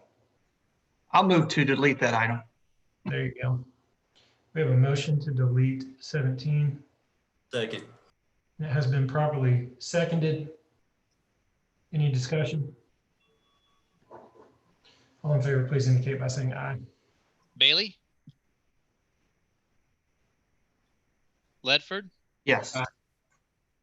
Palmer? Yes. Bailey, did you want to vote on that? I missed you. Aye. Okay. Hyatt? Yes. Barone? Farmer, Yes. Lehman, Yes. Bankston, Coker, Yes. maybe Aye. Matthews. I think that passes. All right, Get Mr. out. Bridger, on 18. I can explain this if you'd like. The current language in the code requires you actually to set back your stoop 2 feet, even if you have a 0 foot setback to the right of way. So what this change does is allow you to put the stoop on the right of way line if you have a 0 foot setback allowance. Again, this is also recommended by LDO. I think there's like some conflict in the language where if you had a zone that allows you to put the building on the street, technically the way actually, if you want to, I can read the original language if you need it for clarification. 698. Give me a second here. I don't necessarily take issue with it. I just wanted to understand it. You read my mind, Mr. Chairman. I don't understand the 2 foot part. I guess the idea is, I guess particularly if you got like a side lot line, let's say you could have a setback of 5 feet. This allows you to encroach into that 5 foot setback, but you still got to leave at least 2 feet. So you're not, let's say on a side property line, you're not going to that side property line with your stoop. Or the front, if you got a front setback, it's 10 feet. That allows you to come within 2 feet of that right of way line. If you got a front yard setback, let's say of 10 feet, then you can encroach, then you can come to within 2 feet of that right of way. What this amendment allows you to do, which is currently, that's the way it currently reads. With this change, if you had a 0 front or side yard setback, you could bring that stoop to that line. Okay, thank you. 2 feet closer. Exactly, yes. I think that's good. I'll move to approve that item if that's appropriate, Mr. Chairman. Second. Motion to approve. Who seconded that? Sorry. Palmer. Palmer. Any discussion? All in favor, please indicate by saying aye. Bailey? Aye. Ledford? Yes. Palmer? Yes. Hyatt? Yes. Barone? Farmer? Yes. Lehman? Yes. Bankston? Coker? Yes. Maybe? Aye. I think Pat Matthews is left, right? It passes. All right, and Mr. Bridger, if we could go to 26. Yes. I move that we remove Article 26. Second. We have a motion that has been properly seconded to remove 26. Any discussion? I'd like Mr. Chairman, what's the explanation? I'm sorry if sounds like you've already given it to us, John, but can you remind me? I'd be happy to. Yeah. I think that the issue here, and again, I understand I'm talking with LDO and some of the stormwater folks, is where you have that combined sewer overflow area. You know, they've got a certain amount of capacity, you know, for handling runoff. And I think the thought was, you know, as people are building out more and more on their lots, again, this is outside the CBD context now. So this will be only applied to the urban and the urban edge and the riverfront areas. That having some area left over for pervious space will help with infiltration, so it's not all going into the CSO. So is this a new requirement entirely, like existed It will be before? this will be a new requirement. Yes. Right. And I told John this the other day, and I understand why it was in there. It's just, you know, form-based code is already very expensive to develop in. It's, you know, there's lots of requirements. You know, I think there needs to be a line drawn for, you know, as best we can, not adding cost to developing in form-based codes, and that's where I come from in my motion to strike number 26. For what it's worth, Mr. Farmer, I agree with you. I think I have a hard time understanding how this relates to form. Feels like maybe a good thing for the city to try to do for good reasons, but maybe not the right place for it. Hey, John, can you address if our new capacity storage tanks helps address any of that concern when they come online? To be honest, do not have the details on that. I just know that the thought was, since we're trying to, we spend a lot of money, as you know, getting that up and running. The idea was trying to make sure we don't use that up too soon. But I do not have any specifics other than that's my understanding from staff. Thank you. We have a motion to strike 26 has been properly seconded. Any further discussion? All in favor, please indicate by saying aye.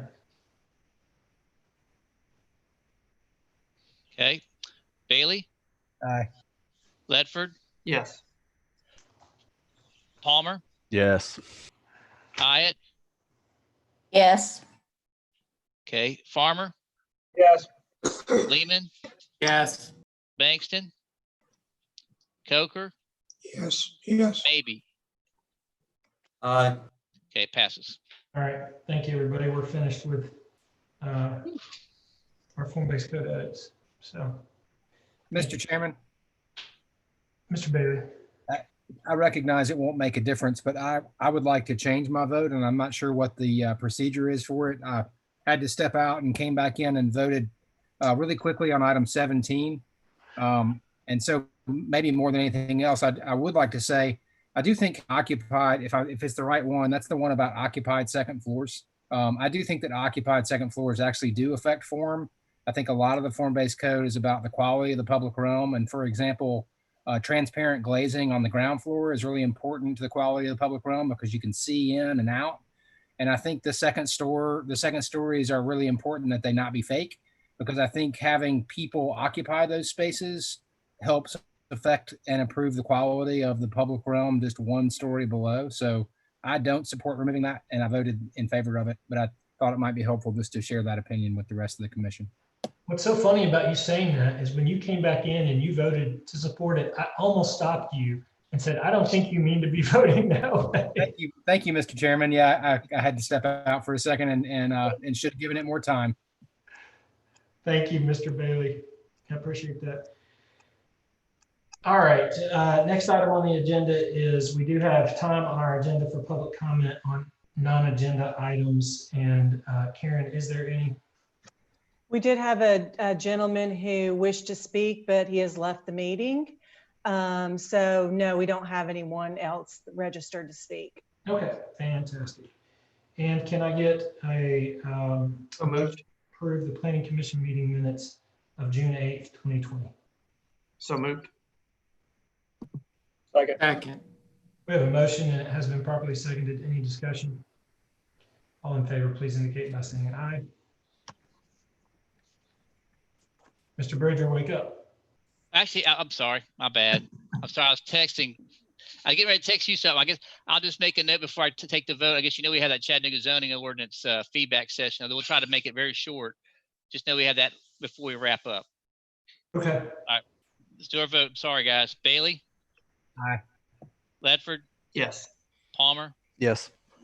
Hyatt? Yes. Farmer? Yes. Lehman? Yes. Bankston? Coker? Yes. A maybe? Aye. That's it. Minutes approved. You were saying, Mr. Bridger? Yeah, we have a we're getting early into our zoning code assessment, and as you think about some of those cases, we had all those wonderful conditions, right? And I think this opportunity to look at our zoning code. I'm just gonna let Karen actually take over. I think, but just wanted to get some initial feedback. This is related to our city zoning code now, not in the county, but our city zoning code, to get some of your initial thoughts. She sent you an email before this meeting, kind of prompt your thought process. We just want some of your initial feedback, so as we start this process, we can at least understand where you're coming from as a planning commission. So Karen, I'll turn it over to you. Thanks, John. I mean, I think it's pretty much what I'd said in an email, just to prompt your thoughts as we are starting a zoning code assessment. That's really to look at, for the City of Chattanooga zoning ordinance, and that's really to look at outdated language, ways to simplify the zones, to update definitions, identify gaps in the zoning ordinance. So really kind of have ending up with a technical report with recommendations about how we can update that ordinance. I don't know really that it's had a major overhaul in decades, if not even longer than that. So we talked about this project a month or two ago, just saying that was something that we are going to be working on this year. We are seeking assistance with a consultant, and that'll be going to Chattanooga City Council in about 3 or 4 weeks. So that'll start us moving a little quicker with the project. But we have a scope of work that generally says pretty much what I stated as some of the overall goals. But before we get too far in the weeds, we just wanted to touch base with Planning Commission and ask you all, based on what you see, having been on the commission for a while and hearing cases, what some of your recommendations would be for us to consider as part of this ordinance update. So really the ordinance is not intended, or at least kind of the phase one is not intended to create a lot of new policy. We really want to get particularly the first part of it out with really just kind of an update, house cleaning, just to make it a little bit more efficient to use. But any ideas you have, I sent kind of some things we've thought about. But this is really just your chance to let us know of, hey, I would have an expectation to see this, or hey, this isn't working. I think the RTZ example that came out last month that we were able to address pretty quickly is a good example of the type of amendment we would want to come out of this assessment. So because I know we're running a little long, you're welcome to email it to me if you have any thoughts or suggestions, or give me a call. But if you have anything you just like to throw out in the meeting, I'm happy to hear your thoughts and take those down here too.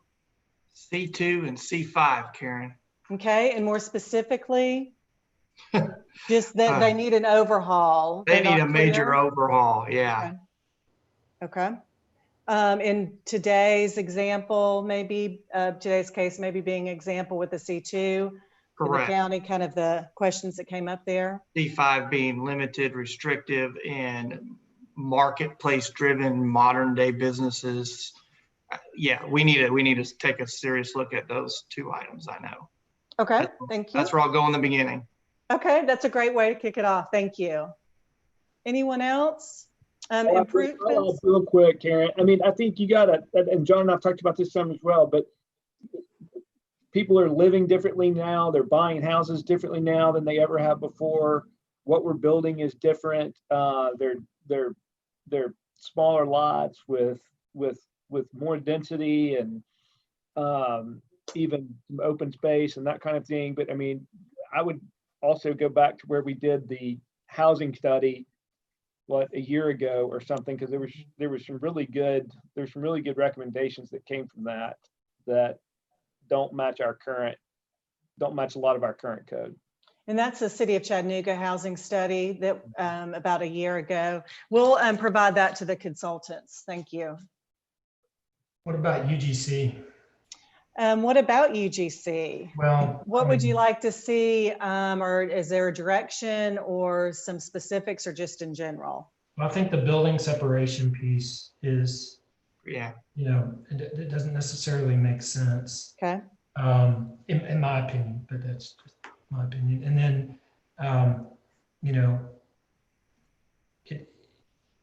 it doesn't really work like RA3, which is, I think, how it's being used in terms of, being able to be used well for townhomes. Okay. And I think people are using UGC to build residential because it's and so there's just a number of problems that come out when that happens. So yeah, I think it just needs to be looked at all together. Okay, and so this is one, Brian's talked about those new urban residential zones. So filling in that gap, that might help the UGC back to kind of how it was originally used with some modifications maybe. But yes, I agree. Anything else? Anything that, you know, as this project moves along, if Mr. Farmer, you mentioned, you know, how things, the market might be a little different, or people's, what they're looking for a little different. If you all have something, a project, a picture of something you saw, you've been to a community and said, hey, that's really neat, that might work for Chattanooga, or is in line with that Chattanooga housing study, we would, you know, if you want to shoot me an email about that, we would want to see that. We do want something that's forward thinking and not, I think, finish this and then a year out have something else in a year out if possible. Anything else? I think, Karen, one other thing is we see a lot of developers wanting to utilize HPR, and I know that's been difficult for LDO in particular to kind of navigate, but our you know, current zones only allow HPR in C3, maybe in R3, and you know, I don't think either are really great zones necessarily for that use. And so I think we need to take a good hard look at how to help facilitate that kind of development, since it's where the market's heading and our zoning hasn't really caught up. Okay.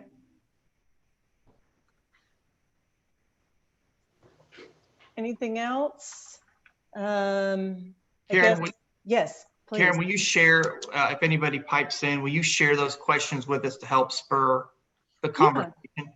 Copy all of us? Yes, and I can also kind of, what I sent out were, if you had, you know, what would your expectations be, words of wisdom, how do you, as planning commissioners, want to be engaged in the process? Is there a use or development that needs to be addressed that our current ordinance does not allow? I think some of those you've touched on. Is there anything along those lines? But otherwise, I can kind of top up what we've heard today, and then just send a reminder if you have any questions or answers or thoughts. If you send them to me, I'll just compile those and send those back out. But we do want it to be a positive, you know, a positive update. We want it to be helpful. We want to, you know, we're partnering really with LDO to make it so we're addressing some of the things they keep seeing in enforcement or the Board of Appeals. Those are the type of issues we do want to address. So I will come back with you then next month if, with an update on any other additional feedback we got, and then maybe more specifically just how to engage Planning Commission as we move forward. Maybe the monthly updates are enough. Maybe just anytime we finish a stakeholder interview, send those along, you know, any notes along to you all. But we can talk about that as the project moves forward. Our hope is that working with Chattanooga City Council, we'll have a consultant, you know, under contract within the next month and a half though. Hey, Karen, I do have one other question. Is it possible for the consultant to look at, you know, opportunities to add more staff-approved variances? You know, I think form-based code did a good job of allowing staff some flexibility in regards to things that make sense, and so it kind of gives them a little bit of variance that they can work within. And you know, our agenda is normally really, really long, and then the Board of Zoning Appeals, well, I'll just stop there, but I think it would be really good if staff had some more leeway in regards to variances. We'll put that on the list. Yeah, we're really trying to work with a national firm that's had, you know, worked on these projects all over the country and has a lot of experience and sees, you know, has implemented more of those changes than we've seen. So I think that would be a good question to put in front of them. Okay. I don't want to take too much more time. It's been such a long meeting anyways, but I will send an email out tomorrow. Again, if you just want to respond, even if it's a one word, whatever, we'll follow up with it. And then at the next meeting, I'll talk about how the best way for you all to, you know, stay engaged throughout the project. I appreciate the time. Great. All right. Can I get a motion to adjourn? Is there any other To adjourn. Got a motion to adjourn? Second. Thank you, Mr. Palmer. Hope you all have a great day. What's left of it anyways. Goodbye, everybody. Thanks.